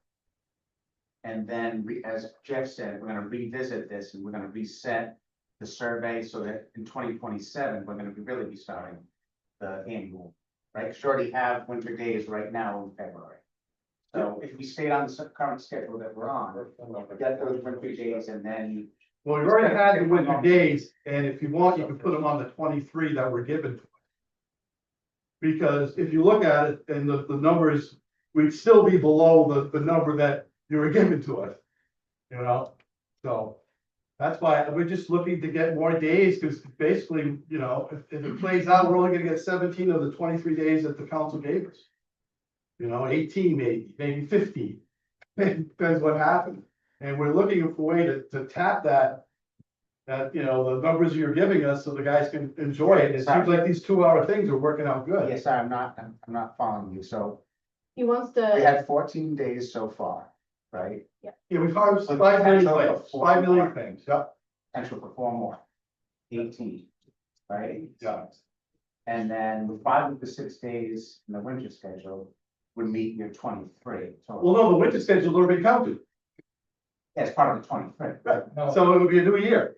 It would be the new year, that's what Jeff was talking about, right? Plus, the winter clams we're talking, we scheduled those days with last year's summer, Correct, not this right. year's. So I think we're at 4 million for this year, not 5. Because those winter clams that were harvested, the numbers we looked at were part of the regulatory cycle for the year before. Which is why I support Jeff's idea of like, we need to go to calendar years, because it's just very confusing trying to figure out. Right. But There. So I want to remind everybody, it's a management area. And ultimately, you're managing by quota through fishing hours. So it's not a hard situation to approve whatever they're requesting up front and use the data to reduce the amount that's harvested on the tail end. Which is what Jeff said, October. Because the Or season goes to whatever. So in October. other words, if you're gambling, I'm just simply saying, you can get it now, but you might lose it later, as long as you recognize that. What he said. So if you give us 20, let's say 25 days, is the number. Right, that, the clock would start on February 9th, or whatever the day goes. For next year. Yes. And then, as Dennis said, if we get to 25 in September, then it's shut down, and most guys would rather have a February, March, April payday than, an October payday. Because right now, the price is going down and things aren't. It was always the position, we don't care when you fish, we care how many you take.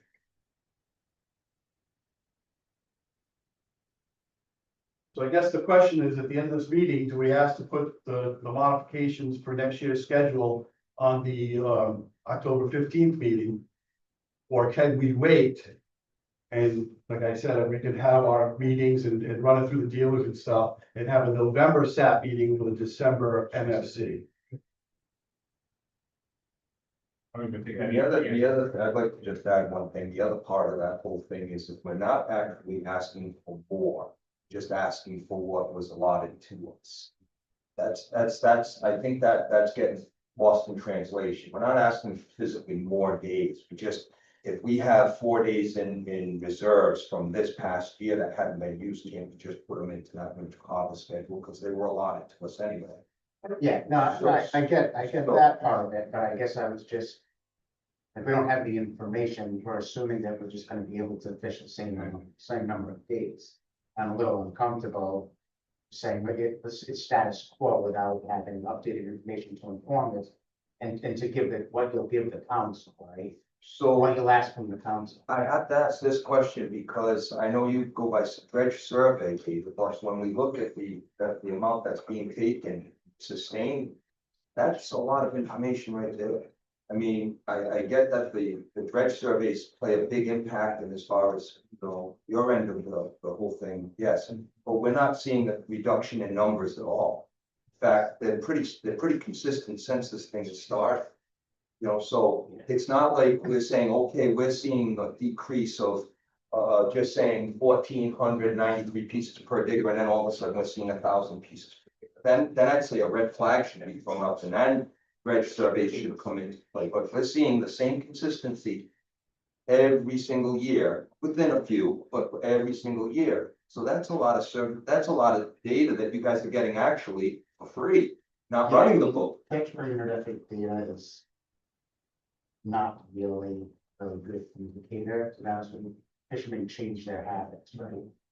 So that's why we try to supplement that with a survey. Respectfully, I have to disagree because that is a great way to check what's going on up there. Because even if we change rates or we change how we're catching, which we really don't, that number is consistent about what's taken out. So that number is, again, that's like a hard number. It's not, okay, it's not a number where you can say, oh, well, we think we're gonna take this. This is a hard number. And it's consistent. It improves sustainability, the numbers say. Exactly. Sustainability, because there's no big drastic change, that's. To me, Pretty that's cut and dry, in one of my the, opinion, it's like. to me, that's one of the most. Don't get me wrong, it's informative, but there are other things that can affect catchment investment, where surveys are just randomized samples, give you a better estimate of abundance than fishermen that are targeting and going, specifically looking for fish. It happens in fishery science a lot of times with. I can understand that maybe in the fin fishing sector, but in this particular sector, that I don't quite understand, because you can run a dredge where there is nothing and come up with nothing. Or, you've got guys out there that are physically. Right, on the other side, you can go and dump a rate wave, where it's loaded with clams, right? And that's it. You're not gonna go and dig where there's no clams. You're only gonna go and dig where you find the clams, and that's why sometimes catch for better information doesn't give a true, understanding of the pond. But it's the biomass that we're working on, so it is directly related to what we're doing. But I think historically what happens is if we were just using one data stream independent, right? If we were just using catch, we're gonna be late. By the time you feel signal, we've already probably moved on. So, and then the other side, if you're just using survey data, you have nothing to see. Yeah, we probably need. So that's why I think we try to go and discuss, trying to say is that the catch per unit effort is really informative, but there's also other factors that can lean into it. Like if your point, Dave, is that you're saying we're looking at the harvest and the harvest has been stable, so that shows that, you know, that's a good sign. There's nothing bad that's there, so I think it's also that this can't just lean on that. Right, but Then we'll be. getting back to that, and I don't mean to interrupt, but we'll get back to that one piece is, these were days that were allotted to us anyway, and the only reason we didn't use them is because of weather. You know, the fishery, to be honest with you, is run more like a lottery than an actual, okay, utilizing the time that you guys are letting us in. So Dave, That's all. that's really Mike's request, so if you don't mind, maybe I'll ask. Please. So Mike, separate from Jeff's request, right now, let me paraphrase this and see if I have it right in terms of like context. So you're requesting, we'll figure out if it can go to a staff of the council. But basically it's saying, hey, we have a winter schedule, you'd like to apply. If there are any unused days that would result in additional days, plug those in where you're also interested in maybe taking like 2 days off the top of next year, not knowing what the number is. Applying that, is that what you're saying? No. Okay. What we're saying is, remember, this winter schedule was done when we did the summer schedule, right? Did we do the whole thing back then? Yes. If you remember, I said we should be doing the winter schedule now, because we'd have better data, but we didn't, and that's in there. Since then, we've seen how good that area opening is for the industry. The dealers didn't have a problem. We just talked to a dealer, the biggest dealer in the state, that he could handle every week as opposed to every other week. We have data that shows when this area is open in the wintertime, 60% of participation is, or 40% doesn't show up. And we go from to 1,500 per clam. So we see data that shows there's a reduction. We've been told that the dealer can handle not every other week like we had scheduled back in the spring or whenever we did this, more thing, and we have leftover days. So to us, it's like, okay, let's modify it. To Jeff's point, it's if we change the number next year to how many days we're gonna get, instead of 23, let's say it's 22, then you can start the count, you know, in the spring and count those days. Now, I will tell you that, you know, don't count 1, 2 hours, same as 3, but that's for another longer meeting. But that's what we're looking for. We're looking to utilize the days that we haven't utilized at a time that would benefit the full timers and the dealers can handle it. This is an experiment. We were reticent about doing a winter opening last year, but it turned out to be a real bonanza for the guys. Not only did we get the 6 days as they're floating, but we also had a perfect participation level. So I totally get what everybody's Like, asking. so we got into the meetings, that's what I got. Right, that just like, let us work internally to see if we can fit it in, you know, in this next time frame. We'll get back to the panel via email and try to see if we can move it forward and, no promises, but I completely understand what we're trying to accomplish. Okay, good. And can I add one thing, just so you know, we have the e-packet teed up for the October 15th meeting. That will go out tomorrow. Regardless of when this discussion is gonna happen, that agenda is set. So it So can't be added, you can't add something to it? we could add something to it, but it won't be reflected in the notice that's gonna go out tomorrow. It's already in a system, and when the clock strikes, I'm not sure what time it's going to go. The government shut down, didn't it? But we didn't want to send it before, we wanted to try to give you guys as much notice as we could, but we didn't want to send it before this meeting to have anyone say, oh, no, that means. I'm just trying to fit all the time things in, like I said. So, but what we will do is we'll figure that out. We'll get back to the panel. If it has to go on the October 15th, then we can adjust that agenda. And if it doesn't go, then it doesn't matter, that agenda's already set. I'm just giving you a heads up that when you see that agenda tomorrow. Yeah, it won't be, no, that's Not based on. I just, you know, And I just like to see it on the December one and we can do it first and hopefully if there's no controversy, it can be done in relatively short time. Sure. Um, Thank you. And since Eric brought that up, that point about the agenda, I'll just bring it up now instead of under any other matters. Of course, we're gonna be discussing winter harvest schedules, the management areas on this next agenda for the next meeting. And we're gonna request we've gotten like a single, proposal, but we're gonna request that you submit proposals for those, and then we're going to. Greenwich Bay we're talking about? Greenwich Bay, Bissell, yeah, and so we'll amend that agenda. We'll then tell you by what date we need you to submit those proposals, and then we'll amend the agenda and the e-packet. I mean, sorry, not the agenda, but we'll amend the e-packet and send that out with the proposals, so you can view those in advance of the meeting. All right, that's a good time here. I'm gonna let Dave go over. Hey, change gears a little bit from stock assessment to the water quality side of things. Eric, whatever you prefer. How do you, just space bar? Okay, cool. Yeah, so this will be, pretty straightforward. Quick introduction about the program, a little talk about rain, because that drives a lot of what happens, as you know, especially in the conditional areas. A conditional area review following up from a SAP request a year ago. Review of our compliance in the previous year, and a couple of little odds and ends at the end.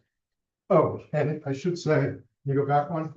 I'm presenting, but there's 4 of us, Steve, Anthony, Olivia, and myself, that do this sampling out in the growing areas. You all pitch in on it. Quick review, right? There's 3 state agencies that participate in shellfish regulation in Rhode Island. Within DEM, there's colleagues at fisheries, law enforcement who patrols the areas, agriculture who looks with the aquaculture folks, and then the water quality section, is DEM water resources. Next one, thanks. And our guiding regulation is the NSSP. Rhode Island and all the coastal states in the US, and Canada has a similar program, essentially agree in this partnership between the FDA sort of riding over on top, the states and industry, to follow the guidance in this about 500 pages of regulation. And it's to protect public health. It's about 100 years old after a bunch of illnesses happened about 100 years ago from harvesting shellfish from polluted waters. And when we say water quality in this context, it's fecal coliform, right? There's lots of aspects of water quality. How much nutrients in it, dissolved oxygen, what kinds of phytoplankton are there. But in the context of shellfish sanitation, the indicator we're using is fecal coliform. It's generally an indicator of exposure to sewage from a warm-blooded animal. Okay, so that's background. So how do we implement it in Rhode Island? There's 328 monitoring stations throughout Rhode Island shellfish waters out to the 3-mile limit. We go around and collect samples there, the fecal coliform, somewhere between a couple of thousand to 2,500 a year. The number sampled per area is dependent on the risk. So an area up, like area E near the Providence River, where there's a lot going on, you're in an urban area, there's several wastewater treatment plants upstream, you have to sample monthly. Places down here, Lower Bay, offshore, the salt ponds that don't have much anthropogenic input, it's 6 times a year. So based on that, we go around, collect the samples. We also monitor for harmful phytoplankton, but we generally avoid talking about that so that they don't show up. It's been a few years now since we've had trouble with them. And we do shoreline surveys of all the shellfish areas on a rotating basis. This is going around either a small boat or on foot, checking pipes, streams, rivers that come into a shellfish area for bacteria levels. And then you wrap that all up. Rhode Island general laws from 1956 say once a year, the director of the DEM has to publish the notice of polluted shellfish grounds, essentially saying this monitoring work says these areas, shown in red, for example, are not safe for shellfish harvest. Areas in blue are approved for shellfish harvest, and then there's that in between, the conditional areas that are sometimes safe, like in dry weather, other times exceed the pollution standard in wetland. So that's basically what we do. We've been trying since 2021, I'll mention this, if I remember at the end, to get as much of this documentation online. You can't sleep at night, you're bored, or you're interested, any of those, almost everything I'm showing on here is online if you wanna dig. If you can't find it, let me know and I'll send it to you or help you find it. Okay. Next one, please. Okay, rain. A lot of our work is driven by rain, right? You know, if you work in the bay or any of the shellfish areas, when there's big rainstorms, the area's closed. This is annual rainfall at TF Green since 1905 till last year. Added in, long-term average used to be 48 inches, now it's about 50 inches. And you can look at it statistically, you can eyeball it. There's been a change over these 100 years in the amount of rain we get. We get about 13 inches more per year now than we did way back then. If you look at it statistically, different ways, the break point, maybe the 1980s, hard to say. But if you're working in an area that closes with rain, 13 more inches means more closed days. Okay, next, please. Just some more on the rain. This is the same data on the previous graph, but ranked in the top 20 rainfall amount years, 67.5 inches in 1983, going down to the top 20. But it's been wet recently. If you look at it, 2 of the top 10 wet years were 23 and 24, 2 years back to back with the blue arrows. 4 of the top 10 in the past decade, 6 of the top 10 in the past 20 years. So it's been wetter than the long-term average recently. Those of you working in the Bay especially might remember before 2017, in addition to the rain closures, we had separate sewage treatment bypass closures. Those bypasses still do happen, but in 2017, we were able to demonstrate to the FDA that they don't happen in dry weather anymore. They correlate well with the rain closure, but they still happen. For example, in 2024, just for the Upper Bay wastewater treatments, there were 78 separate bypasses, bypassing 1.2 billion gallons of partially treated effluent. 1.2 billion, million, trillion, it all, it's just a lot of zeros. Try to picture it, Area E, the open part is 1,900 acres. If you filled that 2 feet deep, that would be the volume of partially treated effluent that was discharged last year during wet weather. So the combination of rain, sometimes bypasses, move bacteria from the land into the shellfish, and that's the closure reasoning. Next one, please. This little cartoon is kind of a show and tell. This is actual data from Area E back in 2015. Rain's the mechanism, right? It's moving the bacteria, cucophophil bacteria from the land, from various sources into shellfish areas. There's 2 metrics and the abundance of bacteria in the FDA guidance. One is a geometric mean of 14 bacteria in 100 mLs. The other is how frequently you can go high. This is the variability standard. You're allowed a 90th percentile of 31. So you could have, you don't have to be perfect. Everything doesn't have to be under 14. You have a certain number of high flyers that are allowed. So those are 2 FDA standards. Here's this little cartoon, number of bacteria in Area E. This is time before rain, bacteria low, well below the metric. It rains, they go up, in this case, to about 110 bacteria per 100 mils, almost 10 times the geo mean standard, 1 day after rain. Second day after rain, still a little bit about half, so things are improving, right? The tide has cycled through several times. Bacteria numbers are going down. Day 3, they're below the standard. The FDA requires a couple of days of clean out time for the shellfish. So in theory, you could open at the end of that period. So the FDA says, okay, you've got these areas, often they're really good shellfish areas because they're near rivers, they're streams, they're nutrient-rich places that don't meet criteria when it's wet, but they do when it's dry. So if you can have a predictable response, if this happened exactly every time, it would be very easy, right? It's not always exactly like this. But if you can develop a plan that says, how much rain does it take to go above this standard? And how long does it take to come back down? And you can demonstrate that in a management plan to the FDA. You can run an area like Area E, like Area A, like Greenwich Bay as a conditional area. So that's background on conditional areas. One more conditional area Was that how you got this to a 6-day closure for area? Yeah, I'm gonna try to go through that in a little, I'll spend like the biggest chunk of time tonight on that. It's only 400 more slides of it. Oh, good. Yeah, just a couple more. Yeah. So this is guidance from the FDA on conditional areas. I sort of explained that, right? It's areas that meet in certain conditions, but not always. For us, in Rhode Island, there's 6 areas that are conditional areas for rain closures.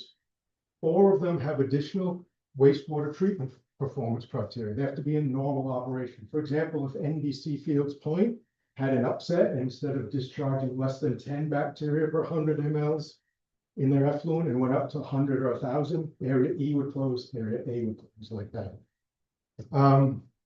There's also seasonal areas, right? There's 19 of those that close when there's a lot of boats in the summer. Places like Western Bristol Harbor, Potter's Cove, Block Island Salt Pond, and a bunch of small places down in the salt ponds.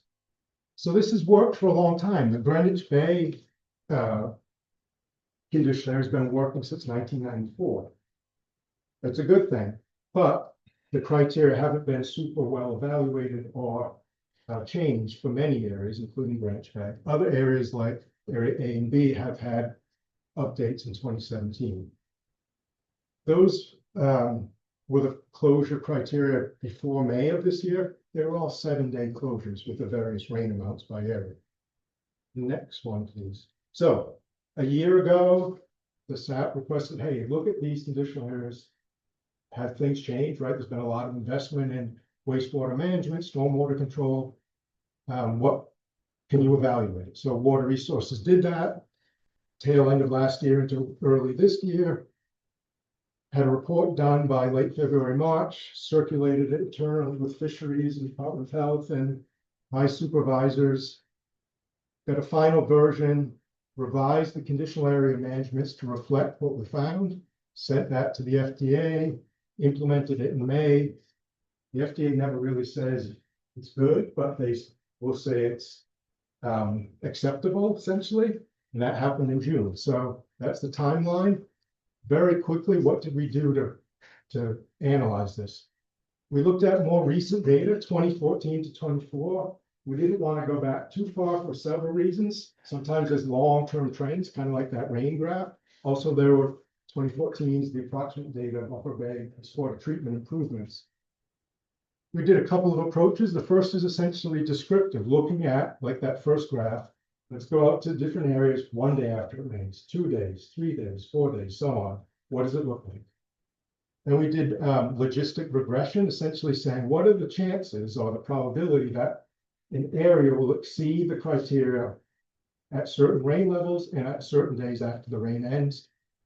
Then sort of as proof of concept, we took whatever the recommended by the analyses rain closures were, went back into the data from 2014 to 24 and said, okay, if we change, for example, to a 3-inch rain closure in some area, would it meet criteria?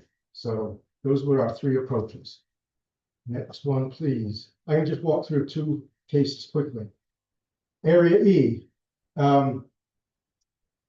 We're fortunate in this area because from 2015 to 2021, we were out there a lot in preparation for opening the area. Almost every time it rained, we'd go out some number of days after. So there are 184 days between 2014 and 2024. We have data, and there's a very good mix between 97 dry, 87 wet weather days. To know where these thresholds are, you can't just sample when it's open, right? It's supposed to meet when it's open. Having lots of data that meets criteria is great for compliance, but it's not going to help you get at changes. So a good data set. Just for reference, there's 3 stations down the long axis of Area E. 16.3 is up near Gaston Point, furthest upriver. 16.1's downriver, and then there's some right on the lines in the prohibited area. Was that the channel that you sampled?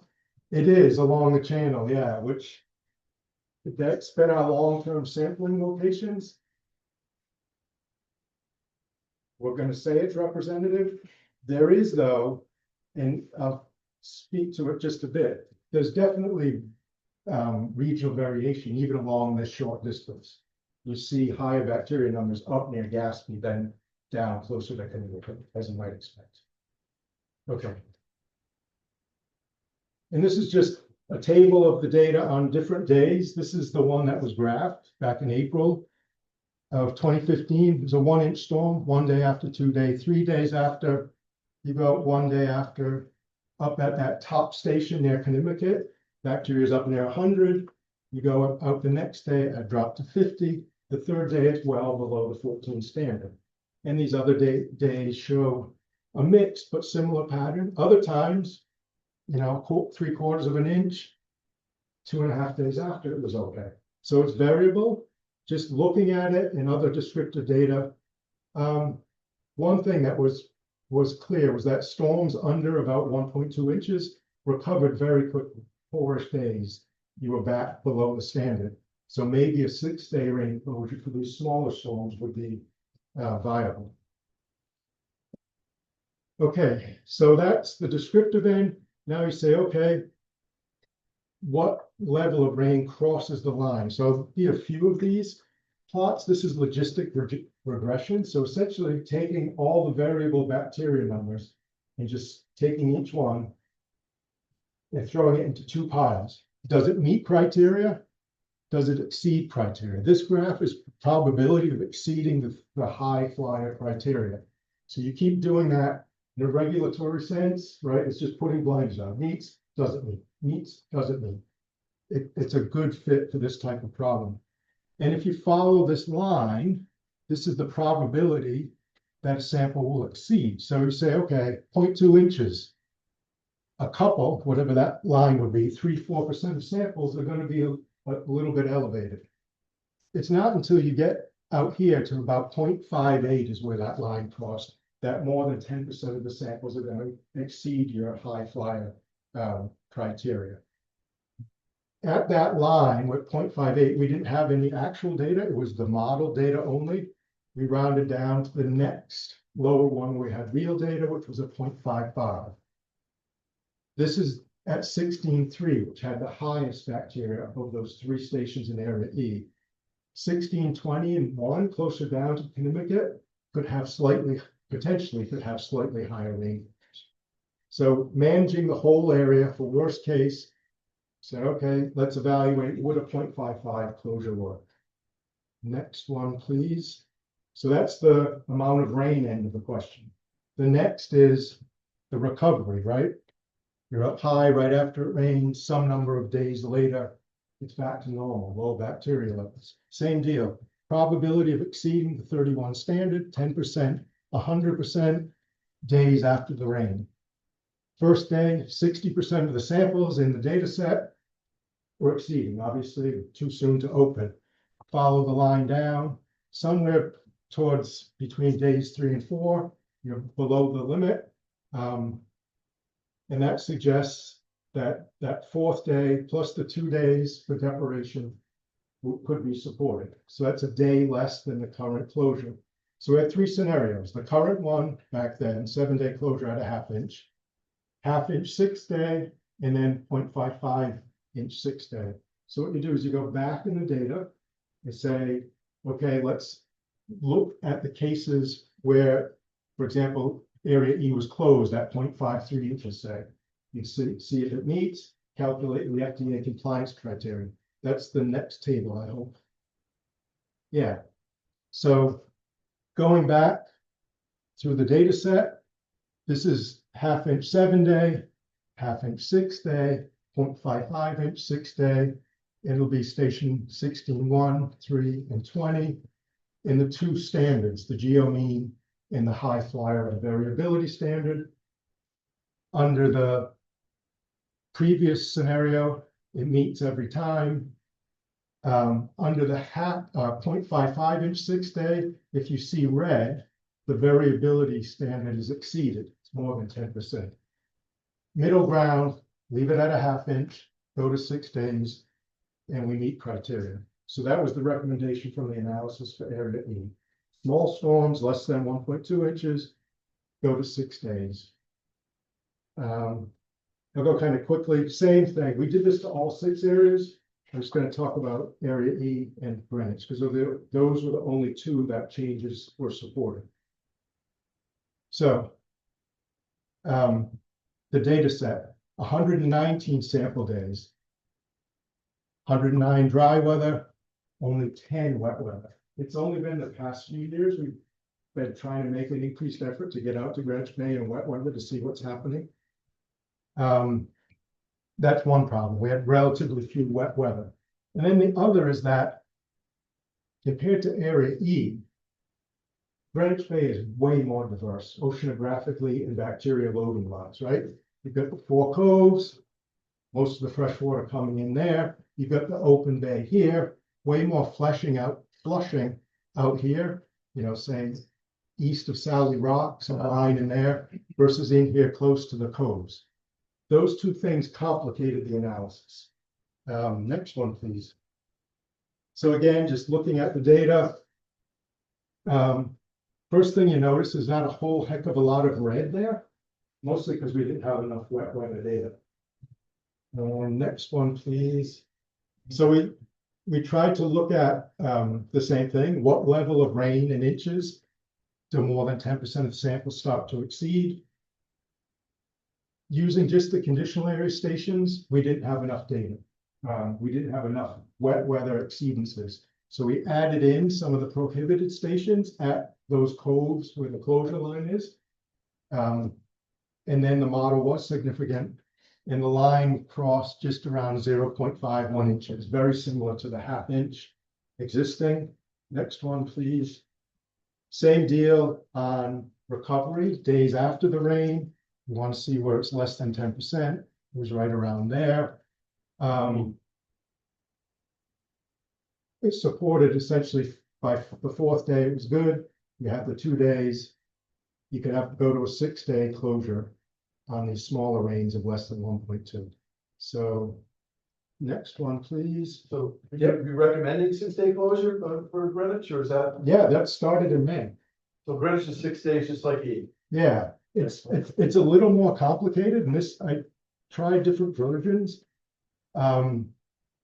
This is the Greenwich Bay one. Less than a ½ inch, you're open. A little, you know, exceeding a ½ inch up to 1.2, it's closed for 6 days. 1.2 to 6, it's closed for 7 days, and there's an emergency closure if God forbid we ever get 6 inches in a day. I hope it doesn't happen.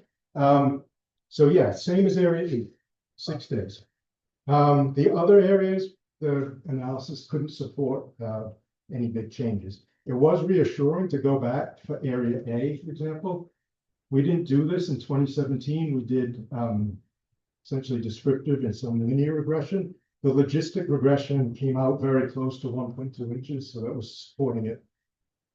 And so far, the FDA has not complained about this change. So the management plans for area E, Greenwich Bay have been revised, sent to the FDA, and we started implementing this in May of this year. So that's a follow-up on conditional area changes. Next one, please. Okay, can I ask a question? If you would go back to, I just get on the progression from Greenwich Bay. Yeah. So the way I read it, we're close. We're only at 20%. It's close. It's very close. Okay. And there were, you know, I kind of glossed over internal review. Essentially took this analysis to my supervisors. It's, you know, we had a similar discussion. It's, so it ended up erring on the side of caution. I get that. I'm hoping if we go, so a little bit more improvement.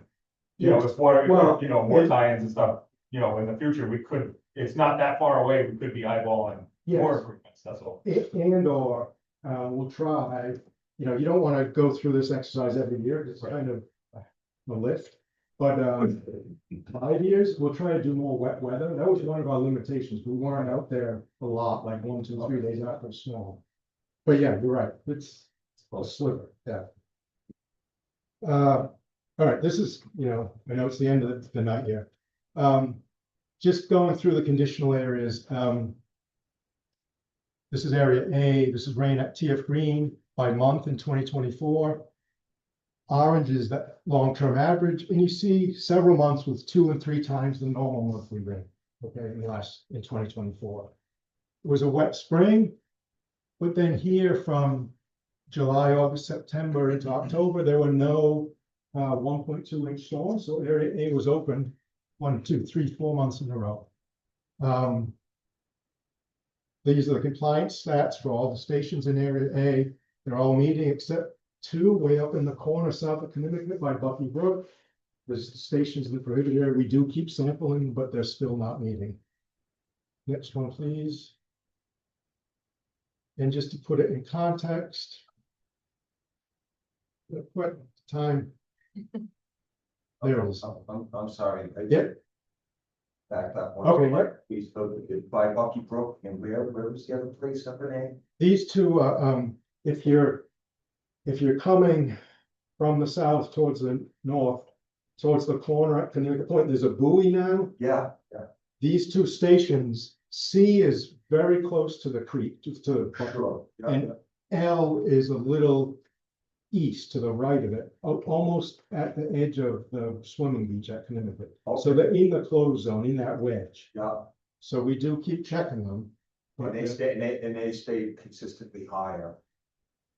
Yeah, I mean, they're not, this one only missed by 1 of the 15 observations, so they're, looking long-term and being close, right? There's been a couple of things happening up in the Bucky Brook watershed. There's been some sewering, big sewering, and then some stormwater control at the airports. Those 2 things may, so I mean, we don't do exhaustive, like going up the stream in a canoe and sampling every 100 yards, but we do about once a month sample, at least in the closed area. So, yeah. Tidewater area. Yeah, I know. Yeah. They've been working on sewer there the last couple of years, and so when all of that gets tied in, that hopefully will make a significant difference in Hill Creek. There was a break just a couple of years ago. Yeah. Yeah. Where it split down inside there. Right, Cedar Swamp. Yeah, I'm just Yes. trying to make sure I'm on the right page. Yeah, no, you are. Yeah, so definitely what happens in the airport, what happens in those neighborhoods, if there's improvements in stormwater control and sewering, that could show up.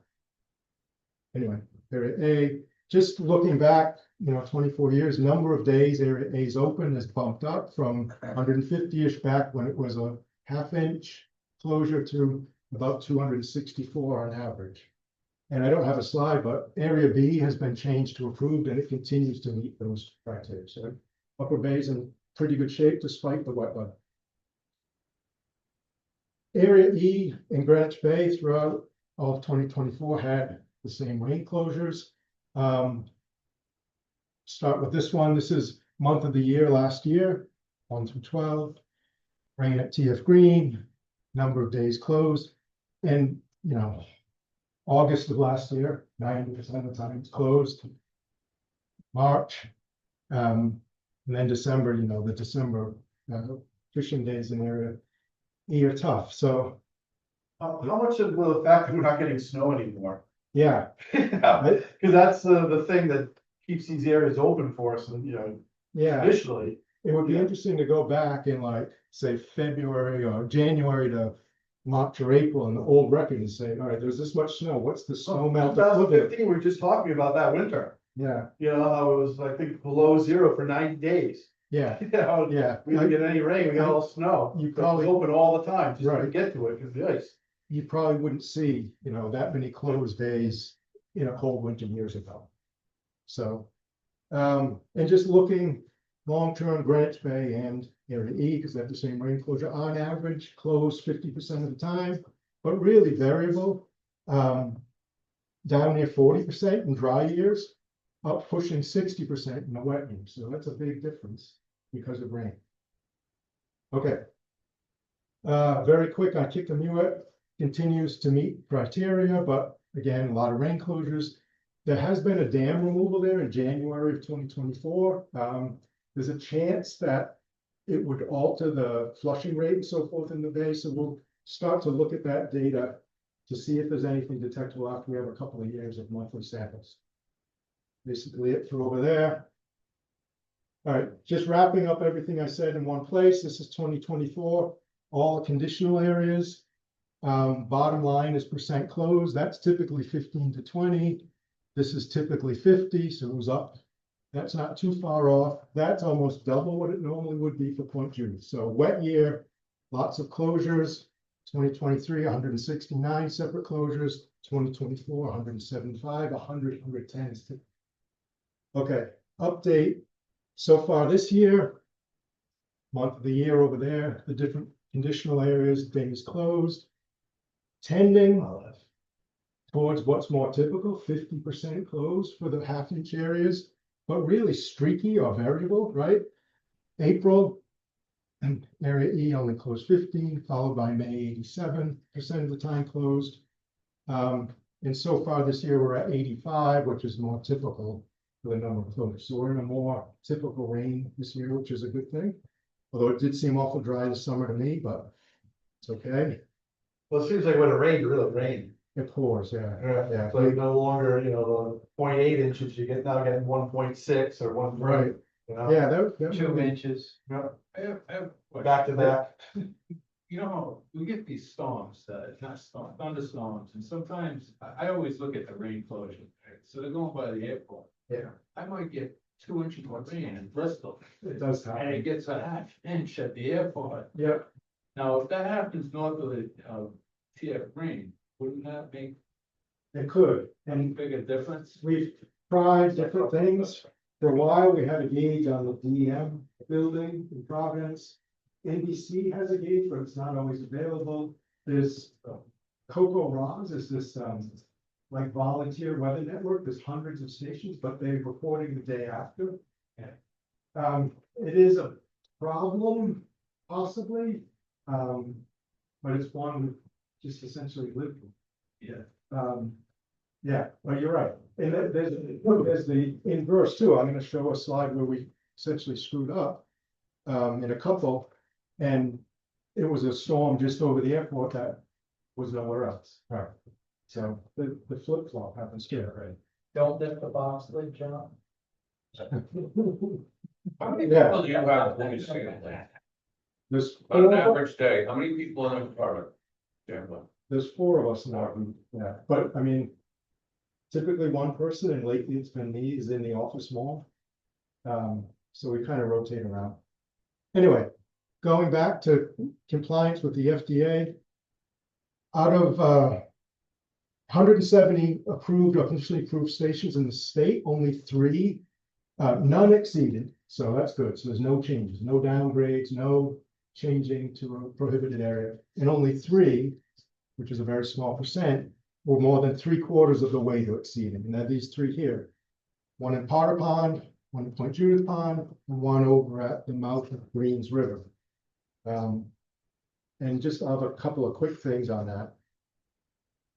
Potomac River one, right? We have 2 stations, one right at the closure line at the mouth where the line is, and one up almost to the dock where the Rocky Hill School is. The problem there is wet weather and the water coming over the dam. That's winding through East Greenwich and North Kingston. You can see it. This is just, these are the data that went into the compliance statistics for those 2 stations.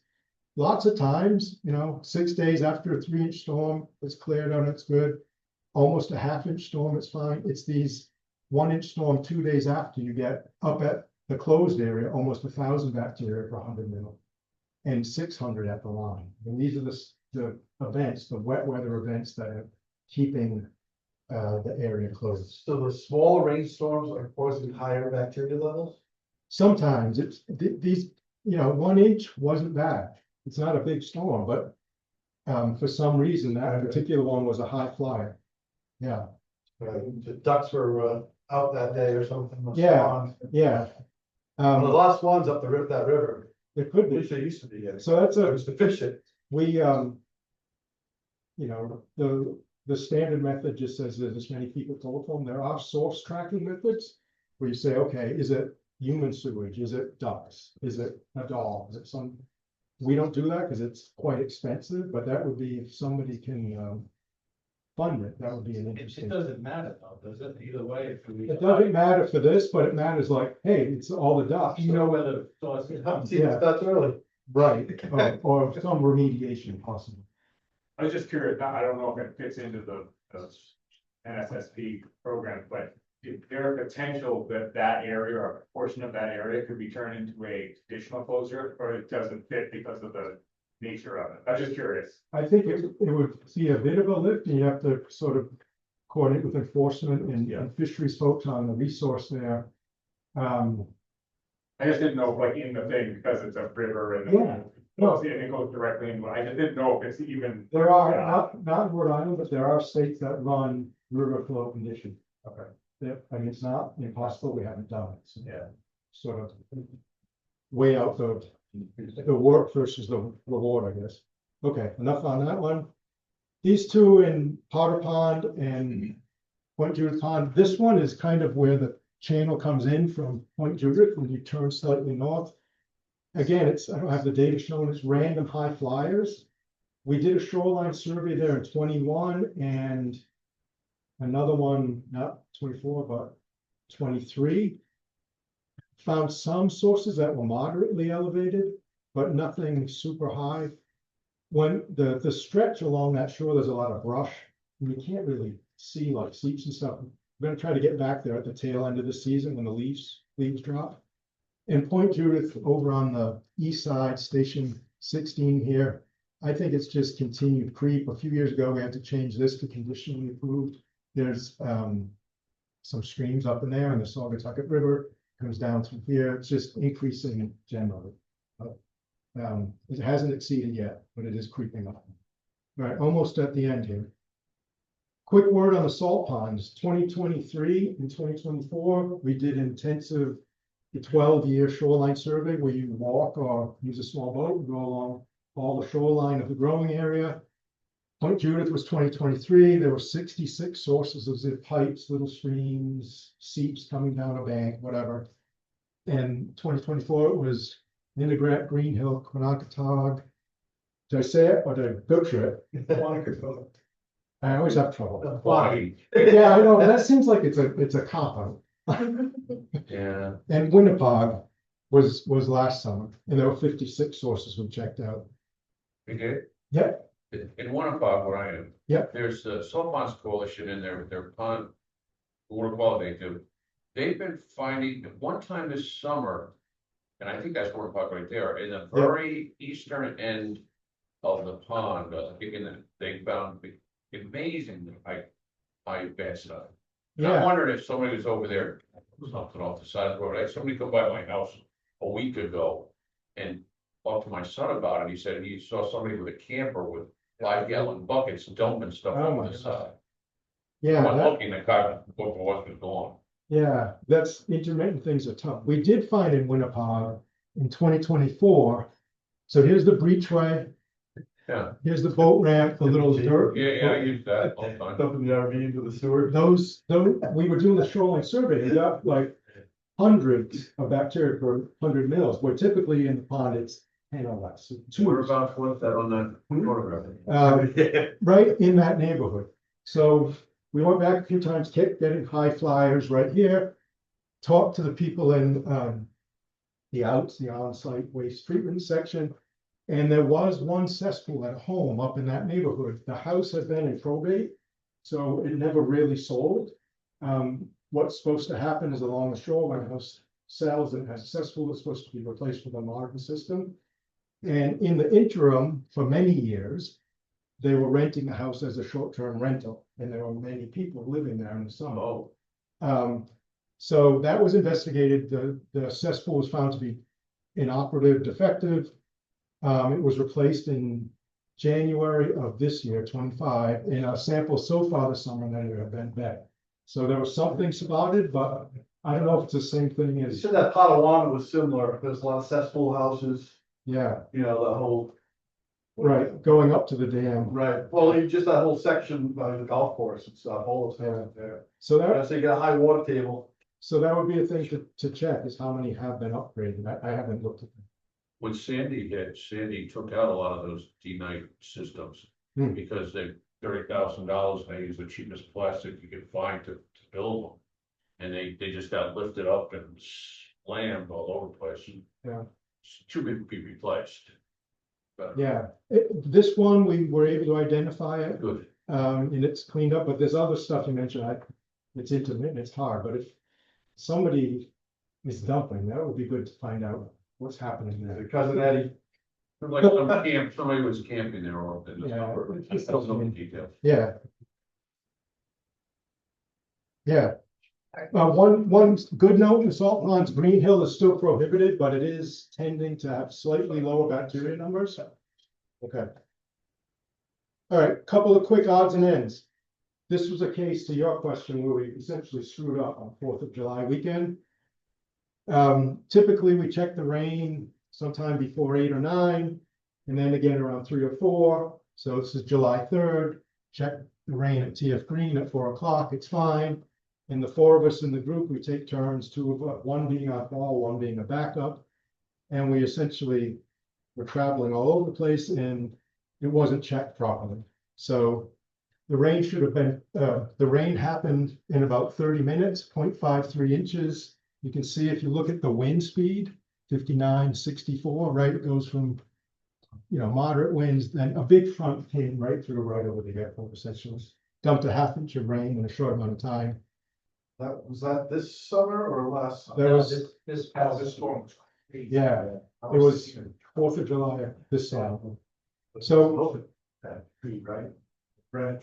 E wasn't, Greenwich was for recreation and E for recreation. So we should have caught it, we should have closed. Right? So we should have closed 4th of July morning, closed for noon. A bunch of people called the director's office. The director's office called me, which is always exciting. On the 4th of July weekend. So we closed the 5th at noon. So there's a screw up. So essentially, we're going to revise make sure if you're on call, you're going to be around and can do it. So it's a screw up. We did check with our friends at fisheries here. There were no commercial landings because those areas were closed. Recreational. Enough on that. One other thing related more to aquaculture, out on Block Island, this summer, there's some oyster leases inside in the inner pond. And Block Island is in a kind of unique situation because these areas in red, 13A and B, closed from Memorial Day to Columbus Day because there's so many boats up. And in the past, the people who had leases here before Memorial Day moved their oysters and whatever else they have out to the approved waters near the breachway. And they were finding that they were running out of stock by midsummer. So they asked if could be allowed to do a relay moving product from the closed area in July out to the open area. So we worked on that with Department of Health and law enforcement. They went out and supervised it, and the oysters were moved and then eligible to be harvested in all the states. So I don't know if that will be a regular thing, if industry is interested in that or not, but we did it as a kind of. Did they lose their restocking program that year? They usually buy stuff from dealers and then stock the area for recreational digging and stuff. They did that in, this is oysters. Oh, oysters. Okay. On a lease. They did do the spring pre-Memorial Day cohol enhancement or whatever. Yeah. So this is something, it was a pilot project. I don't know if we'll do it again. I think one more we're done. Yes. So glass half full, glass half empty. A lot of wet weather lately, but no real downgrades. Have been able to alter the conditional area rain closures to 1 day shorter for small storms, less than 1.2 inches. We continue to work with our federal partners. There's been some little bumps. A shout out to Steve Enberg, Olivia Chakowski, and Riley Jarrett, who work on, we also administer the pump out program, the Clean Vessel Act. This is, the pump out boats that go around and allow free or low cost pump out for recreational boaters. The funding for that usually comes in early spring, so you can work on projects through the summer with the marinas. It was frozen until just a few weeks ago. But we did purchase this barge that we're running as a pilot project this summer in Bullets Cove. It's a self-service pump out. It holds 1,000 gallons. Boats can come up, clean out their MSD, and then we empty it. We're going to work with the town to have them take over it. So anyway, that's a quick wrap up. I know I kind of hurried through, but almost all of this stuff's online. The reporting, different data analysis we've done and stuff. If you go to this website, you should be able to find it. If you can't, let me know and I'll either get it to you or point it to you. So things are in good shape despite wet weather. That's all. Thank you, Dave. Thanks for all the hard work.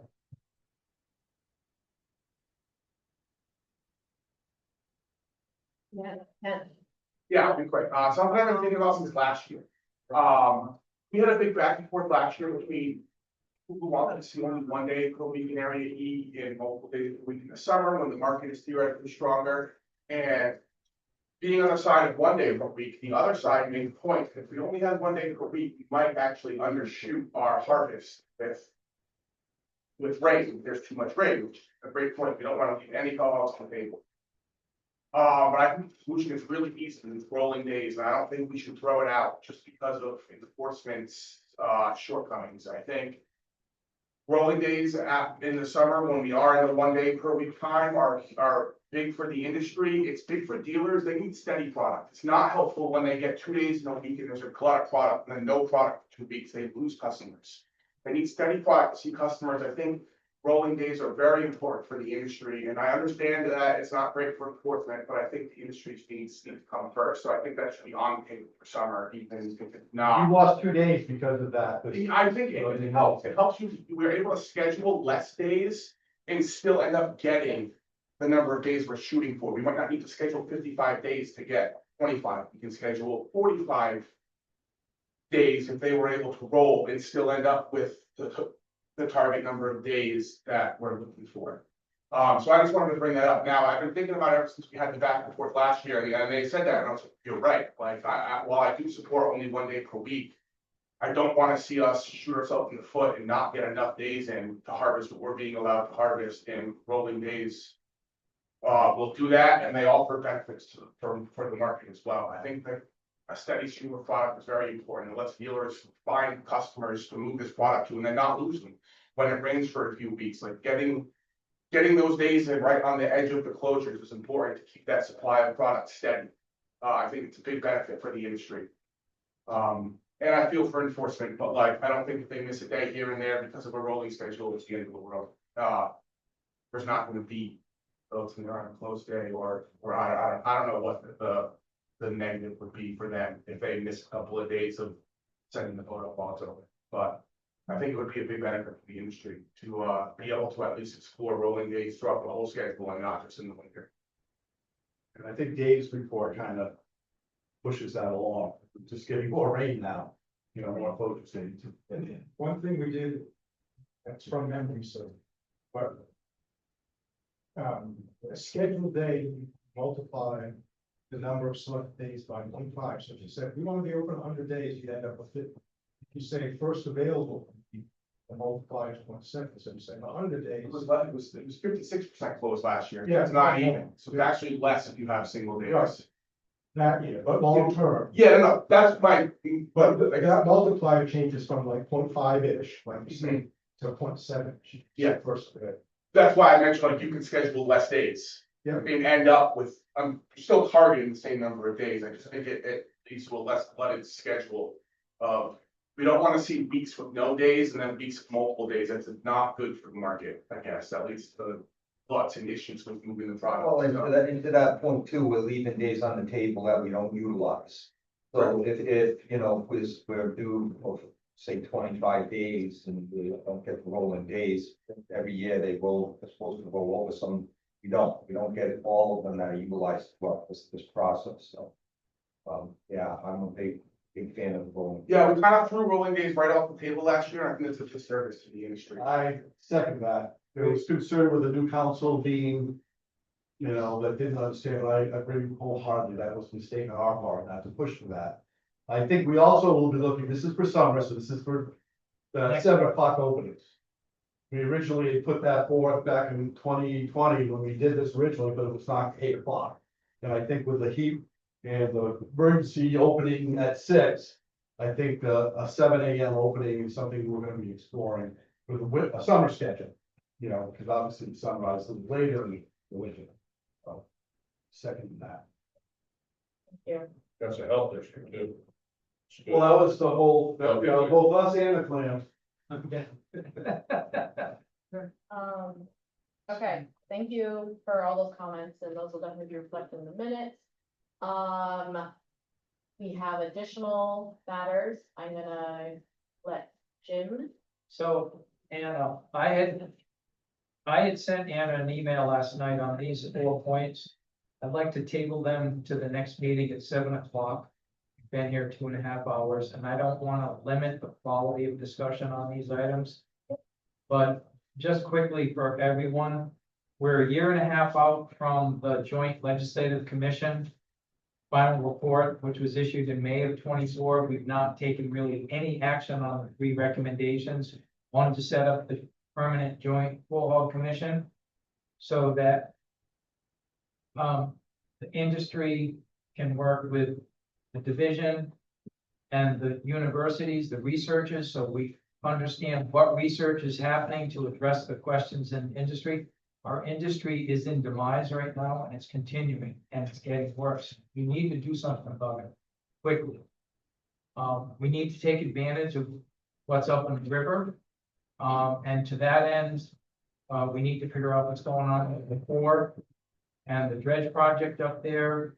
Also, has there been communication with the division and South Coast Wind relative to shellfish resource issues in the Secana and Mount Hope and mitigation, compensatory issues, etc. And then just lastly, many of you probably saw this in the news recently, but Senator Whitehouse, Democrat Rhode Island, and Tim Scott, Republican of South Carolina, submitted legislation to establish an East Coast bivalve research task force. So if that legislation passes and this task force gets established, I'm sure Rhode Island's going to get called on to at least stand up some subcommittees. It'll be over a 2-year period to address the issues of what's happening with full hogs up and down the East Coast, as well as oysters. And so it would involve aquaculture as well as the harvest fishery, natural resource. So we need to be part of this, part of our industry. So I'd like to table these to the 15th if we can, because again, it's already after 7. Is the agenda really long for the 15th? It's gonna be all of the management areas. It's going to have 2 aquaculture applications at the beginning. And then it will have, at the end, there's gonna be a presentation from the division about some policy updates to the Rhode Island Marine Fisheries Council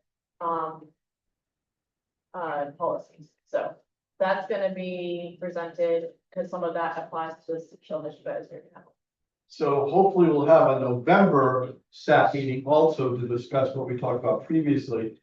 I think it might be helpful for everybody here, just the department to give an update on what's going on in Providence River and the CAD site and the clams and the transplant funding that, we recommended. And I think I was talking to Eric, he said you kind of mimic what we had said for the Yes, we had submitted a letter as well, and then there was some reply from the Corps in response to the submissions from, the various different parties that. Could everybody on the committee be sent via DEM the copies of the applications for the river and the dredging and all that? I know I'm on some list, I get them, but I don't know where they are in my computer, so we can all have a good chance to review them because they're very thick. There's a lot of information there, and it's an important project. Yeah, 50 acres of the highest density shellfish in the state is being targeted for the CAD site. Yeah. And the dredging thing is a debate because the Army Corps is charged with keeping the harbor and the channel open. It's one of the only ones in the East Coast where they're committed to, I mean, to 20 years or something, and keeping that dredged. It's an issue for shellfish. Yeah. And I'd like everybody to be able to look at the actual data rather than just a presentation you can absorb it. Yeah, so as there's been communication back and forth after the letters were submitted to the Army Corps, and they were making revisions based on those submissions. From, So you know, you send somebody in charge of sending them to all the members. yeah, absolutely, we can share that. Thank you. So yes, The letter that the Shellfishman's Association sent to the Corps is posted up on our website, so you can. read it. Evidently it's on their website too, but I haven't seen it on there. I don't know, I just need to get it all, to them. Be sorry to not review it. It's a lot of stuff. It was woeful that they originally talked about for transplanting of this. I think Jim estimated was 18 million or something plans that could be in this area. Oh, sure. And they had only put aside 63,000 at the time for transplants, which is like a third or a quarter of what really would be needed. and we're getting clarification, like they have heard from multiple parties that, you know, that wouldn't be a reasonable amount to fund the transplant. And they agreed that that needs to be reevaluated and addressed. We are working on getting clarification on what that number is gonna be, we don't know. Transplant funding yet for next year for regular transplant, so they think we can get. Yep. So, so we don't have a number yet from them, just for your reference today.